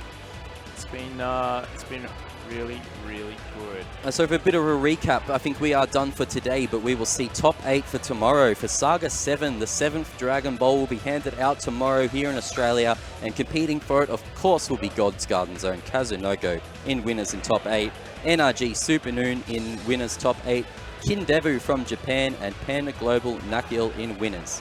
And in losers, we will see... Losers will be... We've got SEO, Tachikawa, and Lord Knight. Now, Apology Man and Galileo has been played off stream. I've just seen them shake hands, so I can't actually tell who's won. That's been done. Yeah, I can see Apology Man standing up and walking away with his stick. Yeah, it's hard to tell who's won. Oh, Apology Man, we just got the result. Apology Man has beaten Galileo 2-0. Apology Man won? All right, moving on in losers. NA have definitely shown up here in Australia. So America, I hope you're up for tomorrow. I've got some times here for you guys if you want to know when top 8 tomorrow will be. Of course, for us, that is 4 p.m. Australian Eastern Daylight Savings Time here in Melbourne. That's 4 p.m. For the start of top 8 grand finals, that is 9 p.m. Pacific Standard Time on Saturday for you guys on the Pacific Standard Time, which is West Coast NA, I believe. For East Coast Eastern Standard Time, it'll be 12 a.m. midnight, the morning of Sunday the 16th. And that is 5 a.m. for Greenwich Mean Time, you guys in the UK. 5 a.m. Sunday 16th for top 8. I hope to see you all here. It's going to be very exciting. It's going to be very hype. Exactly. And of course, a quick shout out to our sponsors, Twitch. We know them, we love them. You're watching them right now. Bandai Namco, they brought us this amazing game and the Dragon Ball FighterZ World Tour experience, and Toei Animation, the Legends of Anime, people who brought us World of Dragon Ball in the first place. And of course, I cannot forget about you guys. Thank you so much for joining us today, watching and hanging out, enjoying each other's company, enjoying competition. Can't wait to see you all again tomorrow. Thanks a lot. Take care. Thank you, guys.